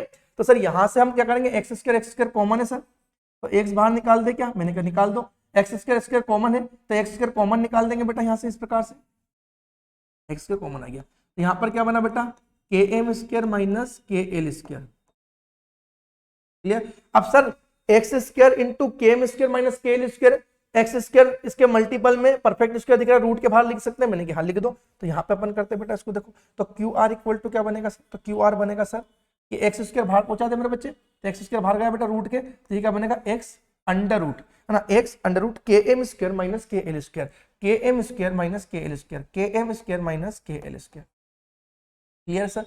अब देखो सर यहाँ पर अपने पास में ये जो मेरे पास में क्यू आर की वैल्यू भी आ गई बेटा इन टर्म्स ऑफ के एम और के एल, सर एल एम की भी इन टर्म्स ऑफ के एम और के एल है। अब हमें रेशियो किसका चाहिए भाई साहब, यहाँ पर क्यू आर और एल एम का चाहिए, तीसरी करस्पॉन्डिंग साइड का रेशियो चाहिए ना। तो तीसरी करस्पॉन्डिंग साइड का रेशियो लेने के लिए अब इन दोनों साइड को डिवाइड कर देंगे। तो सर ये थर्ड वाली इक्वेशन, इसका दे दो फोर्थ वाली। अब हम क्या करेंगे, डिवाइड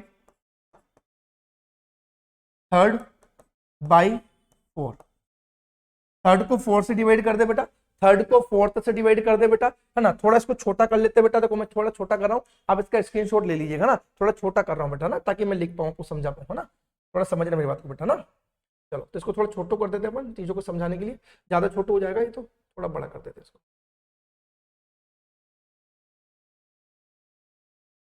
इतना में हो जाएगा ना, इतने में हो जाएगा, तो इसको इधर शिफ्ट कर देते हैं अपन। क्या हो गया बोर्ड भाई, चल क्यों नहीं रहा है, ठीक है। चलो तो सर हम यहाँ पे इसको क्या करेंगे, डिवाइड करेंगे, डिवाइड थर्ड बाई फोर्थ, ठीक है। तो थर्ड वाला क्या है बेटा, एल एम को डिवाइड कर रहे हैं बेटा किससे, क्यू आर से, तो एल एम यानी कि मेरे बच्चे ये पूरा, है ना। सॉरी अपन इसको करेंगे ना, फोर्थ को रेशियो चाहिए ना करस्पॉन्डिंग साइड का, अपन पहला दूसरा लिख रहे हैं, है ना, हर बार पहले पी क्यू लिख रहे हैं, है ना, मतलब इस वाले की बात कर रहे हैं, है ना, मतलब फर्स्ट ट्राइंगल अपन सेकंड कर रहे हैं, है ना है ना।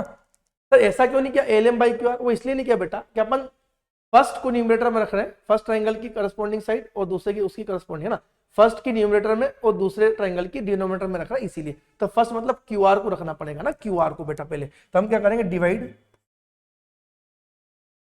फोर्थ बाई थर्ड, है ना, कोई दिक्कत नहीं, छोटी सी मिस्टेक थी, हमने कवर कर ली, ठीक है। क्योंकि देखो ना अब यहाँ पे पी क्यू बाई के एल, तो पी क्यू मतलब पहले ट्राइंगल और ये दूसरे ट्राइंगल, तो पहले वाली ऊपर दूसरे के नीचे, पहले के ऊपर दूसरे के नीचे, तो यहाँ पर भी पहले मतलब क्यू आर की ऊपर, ये Q R upon L M, ठीक है बेटा। तो क्यू आर मतलब कितना है, X root K M square minus K L square, बहुत इंपॉर्टेंट क्वेश्चन है बेटा, पूरा टाइम लेके सोल्व कर रहा हूँ, ठीक है। और ये एल एम की वैल्यू कितनी मेरे बच्चे, तो आप बोलोगे सर के M square minus K L square, ठीक है सर। के M square minus K L square क्या हो रहा है सर, ये पूरा पूरा निपट रहा है, निपटा दिया। तो sir Q R upon L M की वैल्यू किसके बराबर आ गई, तो Q R upon L M की वैल्यू भी किसके बराबर आ गई, एक्स के बराबर आ गई। किसके बराबर आ गई सर, एक्स के बराबर। अरे एक्स के बराबर आ गई, तो बेटा आपने इक्विलेट्स के पोस्टुलेट्स वगैरह पढ़े होंगे छोटी क्लास में कि सर पी क्यू बाई के एल और पी आर और के एम एक्स के बराबर, और वही एक्स किसके बराबर, क्यू आर और एल एम के बराबर। मतलब यदि ए बराबर बी है और बी बराबर सी है तो ए बी सी भी बराबर हो गए ना, है ना। तो ये ए बराबर बी और बी बराबर सी और ये सी बराबर कोई डी है, तो ये सब आपस में बराबर हो जाएंगे। तो सर हम इसको क्या ऐसा लिख सकते हैं, देखो नेक्स्ट पेज पे जा रहा हूँ बेटा, मैं नेक्स्ट पेज में जा रहा हूँ थोड़ा सा, है ना। हम इसको ऐसा लिख सकते हैं सर क्या, कि सर पी क्यू, है ना, पी क्यू बाई यहाँ पर क्या, देखो पी क्यू बाई के एल, है ना, पी क्यू बाई के एल पी क्यू बाई के एल, ठीक है, बराबर है। ये किसके बराबर है मेरे बच्चे, देखो यहाँ पर पी आर बाई के एम के बराबर है, पी आर बाई के एम के बराबर है, पी आर बाई के एम के बराबर है। क्लियर है। और इसकी वैल्यू बेटा किसके बराबर है, बेटा देखो यहाँ पर एक्स के बराबर, और वो एक्स किसके बराबर, Q R by L, Q R by L, ये तीनों क्या हो गए, बराबर। तो हम इसको कुछ नाम दे दे सर, जिससे इसको बढ़िया से लिख पाए। तो देखो ये अपने पास में ये वाली इक्वेशन को कुछ ए मान ले थोड़ी देर के लिए, है ना, इसको कुछ ए मान ले बेटा, ये क्या हो गया अपनी थोड़ी देर के लिए ए, और ये क्या मान ली बेटा बी, ये क्या मान लेते बेटा बी, ठीक है। तो हम ये कह सकते हैं ए और बी को यदि हम कंपेयर करें, है ना, ए की वैल्यू और बी की वैल्यू को यदि हम कंपेयर करें, तो from A and B, from A and B, ना, ए एंड बी से हम लिख सकते हैं कि तीनों भी क्या हो जाएंगे, बराबर। अब यदि दो ट्राइंगल की करस्पॉन्डिंग साइड का रेशियो बराबर है तो हम बोल सकते हैं by side side side criteria, by side side side criteria, by side side side criteria, ठीक है, triangle P Q R, triangle P Q R similar to triangle K L M, है ना, जिस ऑर्डर में अपन लिया उसी में, triangle P Q R similar to K L M. Sir कैसे लिखना है, तो बेटा देखो यहाँ पर करस्पॉन्डिंग फॉर्म में लिखना है। ये इसके अपोजिट मतलब क्या, परपेंडिकुलर बेस हाइपो लिख रहा है, परपेंडिकुलर बेस हाइपो लिख रहा है, तो परपेंडिकुलर बेस हाइपो लिखना है आपको, ठीक है। तो वही हमने लिखा sir, P Q R similar to बेटा के एल एम। यदि ये दोनों ट्राइंगल सिमिलर हो गए तो इन तीनों इनके करस्पॉन्डिंग एंगल भी बराबर। मतलब सर ये ए बराबर भी क्या हो जाएगा, बी। क्यों हो जाएगा सर, क्योंकि तो यहाँ पर ये 90 सॉरी ये एंगल डिफरेंस एंगल था, तो ये परपेंडिकुलर है, तो परपेंडिकुलर के अपोजिट वाला एंगल और इसमें परपेंडिकुलर के अपोजिट वाला एंगल क्या होगा, करस्पॉन्डिंग एंगल। यदि दो ट्राइंगल के मेरे पास में दो साइड बेटा करस्पॉन्डिंग है, जैसे ये परपेंडिकुलर परपेंडिकुलर करस्पॉन्डिंग है, तो इनके अपोजिट एंगल भी क्या होगा मेरे बच्चे, करस्पॉन्डिंग होगा। सर कैसे हो रहा है, तो बेटा मैंने आपको पहले ही साइड्स का रिलेशन बता दिया। और यदि किसी बच्चे को यहाँ पर समझने में दिक्कत है बेटा सिमिलरिटी को, तो मैं ट्राइंगल लेक्चर लेके आने वाला हूँ आपके लिए बहुत जल्दी बेटा, और बहुत अच्छे से समझाऊंगा, इतना गजब करा दूंगा उसको भी कि आपको कोई समस्या नहीं आएगी, ठीक है। तो इंपॉर्टेंट क्वेश्चन इसलिए थोड़ा टाइम लिया बेटा इसमें, ठीक है। तो सर यहाँ पर अपने पास दो ट्राइंगल सिमिलर हो गए हैं, तो अपन ये कह सकते हैं एंगल ए और एंगल बी जो करस्पॉन्डिंग एंगल है वो भी बराबर हो जाएंगे। देयरफॉर एंगल ए बराबर एंगल बी ये बराबर हो गए। क्यों हो गए सर, तो उसका रीजन लिखना पड़ेगा, corresponding angle of similar triangle, corresponding angle of similar triangle. यदि कोई भी चीज आप लिख रहे हो, है ना, तो उसका रीजन मेंशन करना, यदि वो किसी एक पर्टिकुलर रीजन पर बेस्ड आप चीजों को मेंशन करो, corresponding angle of similar triangles. ठीक है बच्चे, तो आई होप बेटा आपको ये पूरा सेशन यहाँ तक कि छठवें क्वेश्चन तक समझ में आया होगा। मैंने क्या किया एक बार और बता देता हूँ बेटा, देखो थोड़ा सा क्वेश्चन अच्छे लेवल का था, बढ़िया क्वेश्चन था, इंपॉर्टेंट क्वेश्चन, सीबीएसई में पूछा गया क्वेश्चन, ठीक है। तो हमारे पास में सर दो एंगल बराबर, दो एंगल थे एक्यूट एंगल, तो हमने दो एंगल एक्यूट एंगल के लिए दो ट्राइंगल बना लिया सर। एक्यूट एंगल ये ए मान लिया, ये बी मान लिया। उसने बोला कि इस टाइप से कि cos ए और cos बी की वैल्यू बराबर है। सर cos ए cos बी बराबर है, मतलब इस ट्राइंगल का जो ट्रिग्नोमेट्रिक रेशियो बनेगा वो इस ट्राइंगल के ट्रिग्नोमेट्रिक रेशियो के बराबर हो जाएगा। हमने लिख भी दिया।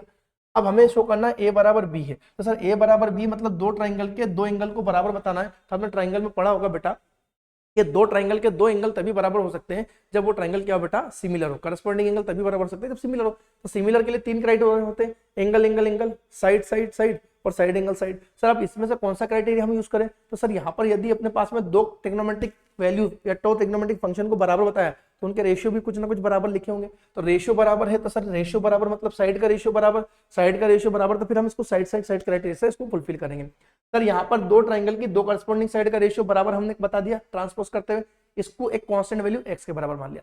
अब तीसरी साइड का रेशियो लेना है तो तीसरी साइड की लेंथ पता करना पड़ेगी सर। हाँ सर बिल्कुल करना पड़ेगी, ये आप पिछले एक डेढ़ घंटे से बताते आ रहे हो। हाँ मैंने बताया बेटा, यदि दो साइड पता है तीसरी को निकालने के लिए पाइथागोरस लग गई ट्राइंगल पी क्यू आर में और के एल एम में, सर लगा दी, लेंथ पता लग गई।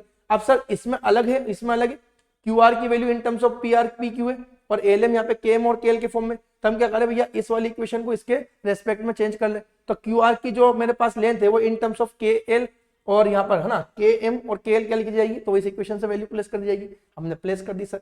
अब दोनों की लेंथ एक टर्म्स में हो गई बेटा। अब हमें क्या करना है कि भैया पहले वाले ट्राइंगल की साइड ऊपर रख के दूसरे की नीचे वाली रख के डिवाइड कर देंगे करस्पॉन्डिंग्स को बेटा। तो इसका बेटा करस्पॉन्डिंग बेस बेस पहले को ऊपर दूसरे को नीचे, तो हमने डिवाइड किया बेटा फोर्थ को थर्ड से, तो ये Q R upon L M बना X. Sir Q R upon L M X के बराबर है और बाकी दो करस्पॉन्डिंग साइड का रेशियो पहले एक्स के बराबर था, तो तीनों करस्पॉन्डिंग साइड क्या होगी बराबर, ट्राइंगल हो गए सिमिलर, तो करस्पॉन्डिंग एंगल भी क्या हो गए बराबर। तो बेटा आज का क्वेश्चन जो छठवें क्वेश्चन तक मैंने कराया है, आई होप सभी को समझ में आ गया होगा, बहुत अच्छे से आप सीख चुके हैं, समझ चुके हैं बेटा, है ना। ये छठवें क्वेश्चन तक। आगे के जो क्वेश्चन है रिमेनिंग क्वेश्चन वो हम कल की क्लास में करेंगे, क्योंकि अभी सेशन का टाइम हो चुका है और अभी ऑफलाइन लेक्चर भी मेरे बेटा होंगे, ठीक है। तो ये क्वेश्चन मैं यहाँ से हटा दे रहा हूँ ताकि आपको पीडीएफ वगैरह जैसे हम देंगे तो वहां पे दिक्कत ना आए, है ना। तो हम बहुत जल्द आपके लिए बेटा एक टेलीग्राम चैनल भी बना रहे हैं सीएससी 24 पाठशाला का, तो जो बच्चे यहाँ पर अभी तक के चैनल को ज्वाइन नहीं किए वो हम चैनल बना देंगे, तो आप ज्वाइन कर लेना बेटा। और वहाँ पर आपको ये जितने भी मैं नोट्स यहाँ पर लिख रहा हूँ, ये जितना मैं पढ़ा रहा हूँ पूरा का पूरा पीडीएफ आपको बेटा वहाँ पर मिल जाएगा। सीएससी 24 पाठशाला के चैनल को, टेलीग्राम चैनल को जरूर ज्वाइन कीजिएगा। और अब बेटा यदि कोई टेलीग्राम चैनल नहीं है, व्हाट्सएप वगैरह चलाता, अपने कॉन्टैक्ट्स वगैरह बेटा आप दे दीजिएगा, जो भी रहे कमेंट सेक्शन में कमेंट कर सकते हैं, ठीक है। वरना आप टेलीग्राम चैनल ज़्यादा अच्छा रहेगा, मैं ज्वाइन बना दूंगा, आप उसको ज्वाइन कर लेना। और जितने भी नोट्स है ये पीडीएफ के फॉर्म में पूरा ऐसा कैसे आपको मिल जाएगा, ताकि वहां पर आपको ज़्यादा लिखने में अपनी जो गलतियां करते हो वो ना करते हो, सीधा सीधा यहाँ पर आप अच्छे से उसको देख के लिख पाओ, क्योंकि यहाँ पे जल्दी जल्दी करोगे तो गड़बड़ी कर सकते हो, ठीक है। तो आज का सेशन कैसा लगा आपको जरूर कमेंट सेक्शन में कमेंट कीजिएगा। कल अपन बचे हुए क्वेश्चन कंप्लीट करके अगले एक्सरसाइज अगले कंसेप्ट को डिस्कस करेंगे, ठीक है। तो आज के लिए इतना काफी बेटा, आज इतना ही ठीक था। आप जितना मैंने पढ़ा उसको अच्छे से पढ़ो और कल फिर मिलते हैं सेम टाइम पे बेटा। Bye bye, take care.